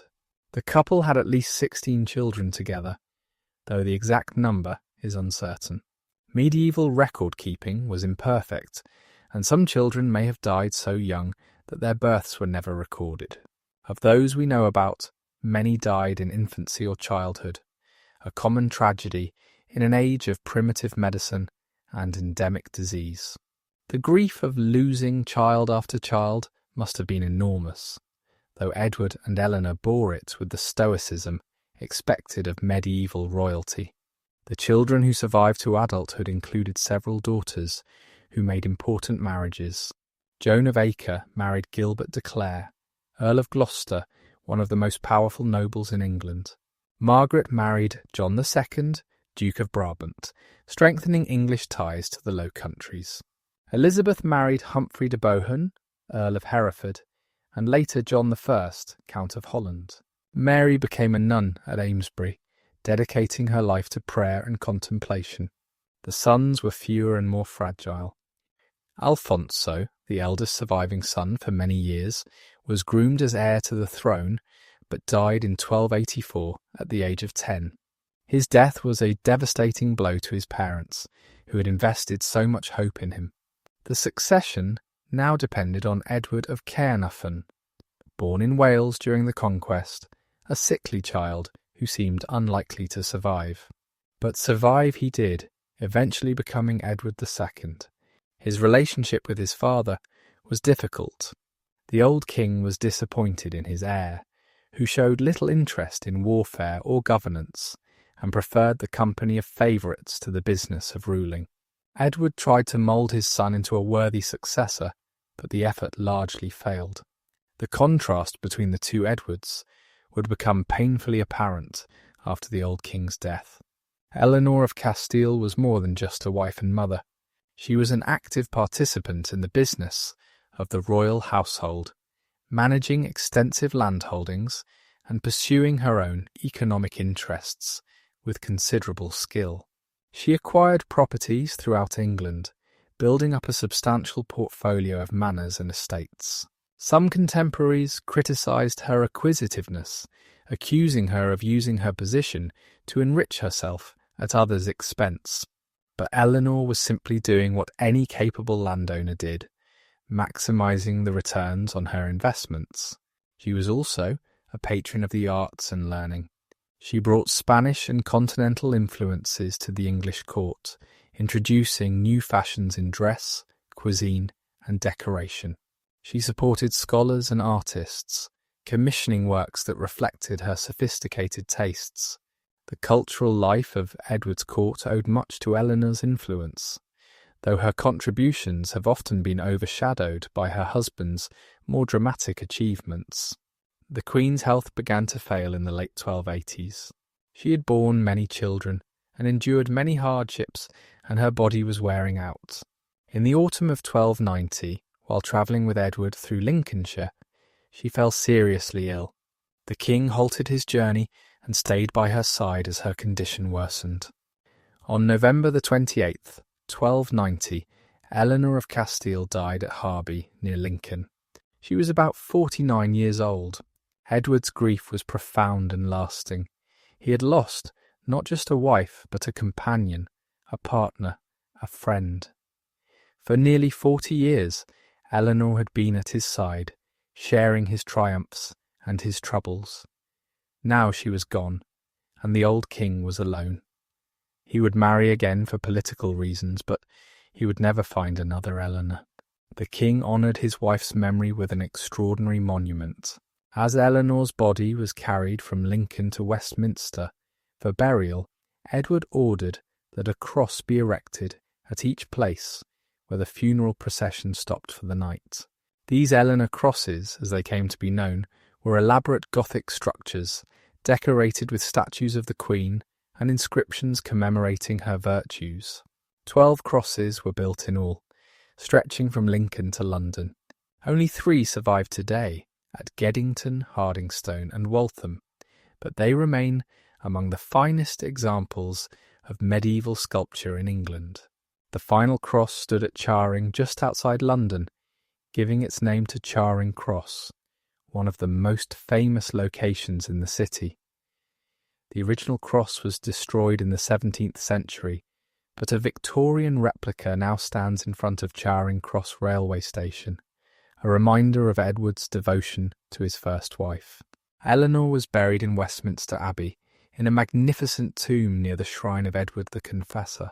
Her effigy, cast in bronze by the goldsmith William Torrell, shows her as a serene and beautiful woman, her hands clasped in prayer, her face peaceful in eternal rest. It is one of the finest medieval tomb effigies in existence, a fitting memorial to a remarkable queen. Edward's second marriage, to Margaret of France in 1299, was a purely political arrangement. Margaret was the sister of King Philip IV of France, and the marriage was part of a peace settlement between the two kingdoms. She was about 20 years old, Edward nearly 60. There was no pretense of romantic attachment, though the couple seemed to have developed a cordial relationship. Margaret bore Edward 3 children, 2 sons and a daughter. Thomas of Brotherton became Earl of Norfolk, and Edmund of Woodstock became Earl of Kent. Both would play roles in the turbulent politics of the following reign. The daughter, Eleanor, was named after Edward's first wife, a touching tribute to the woman he had never stopped mourning. The king's relationships with his children were complex. He was a demanding father, expecting much from his offspring and showing little patience with failure. His disappointment in Edward of Caernarfon was obvious and painful, creating a rift between father and son that never fully healed. Yet Edward could also be affectionate and generous, providing handsomely for his daughters and showing concern for their welfare. His relationships with his grandchildren were warmer. The old king delighted in the children of his daughters, spoiling them with gifts and attention. Perhaps he found it easier to love grandchildren, who made no demands on him, and whose failures did not threaten the succession. Or perhaps age had softened him, allowing him to express affection that his stern public persona had long suppressed. Edward's court was a busy and sophisticated place, filled with nobles and officials, clerks and servants, visitors from across Europe. The king maintained a large household, with hundreds of people dependent on his patronage. He entertained lavishly, hosting feasts and tournaments that displayed his wealth and power. He collected books and art, though his tastes were conventional rather than innovative. He kept hunting dogs and falcons, indulging his passion for the chase whenever state business allowed. The king's daily routine was demanding. He rose early, heard mass, and then plunged into the business of government.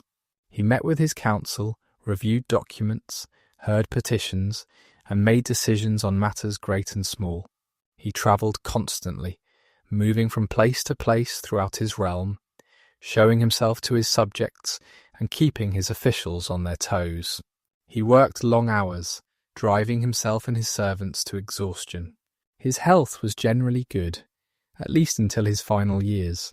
He was tall and strong, capable of enduring the hardships of campaign and the rigours of medieval travel. He suffered the usual ailments of the age, fevers and infections that came and went, but nothing that seriously impaired his ability to rule. Only in his 60s did age begin to catch up with him, slowing his movements and sapping his legendary energy. Edward's personality was complex and sometimes contradictory. He could be charming and gracious, winning the loyalty of those who served him. He could also be cold and terrifying, his anger a force that made strong men tremble.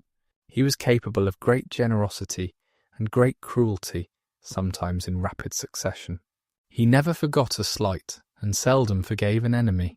His determination to have his way in all things made him effective, but also made him feared. His religious life was conventional but sincere. He heard Mass daily, observed the fasts and feasts of the church calendar, and supported various religious foundations. He had particular devotion to certain saints, especially Edward the Confessor, whose shrine at Westminster he visited regularly. He went on crusade, fulfilling the highest religious obligation of a medieval knight. But his faith did not dominate his life or override his political calculations. He was a practical man who used religion as one tool among many. The king's intellectual interests were limited. He was not a scholar or a philosopher, not a patron of cutting-edge thought. He valued learning for its practical applications, supporting lawyers and administrators who could serve his government. He collected books, but there is no evidence that he read them with any depth. His mind was focused on the concrete problems of ruling, not on abstract speculation. Yet Edward was far from stupid. He had a keen understanding of law and politics, a strategic vision that encompassed the entire island of Britain, and an ability to manage complex organisations that few of his contemporaries could match. He learned from his mistakes and adapted his methods to changing circumstances. He was a master of the possible, knowing when to push forward and when to hold back, when to fight and when to negotiate.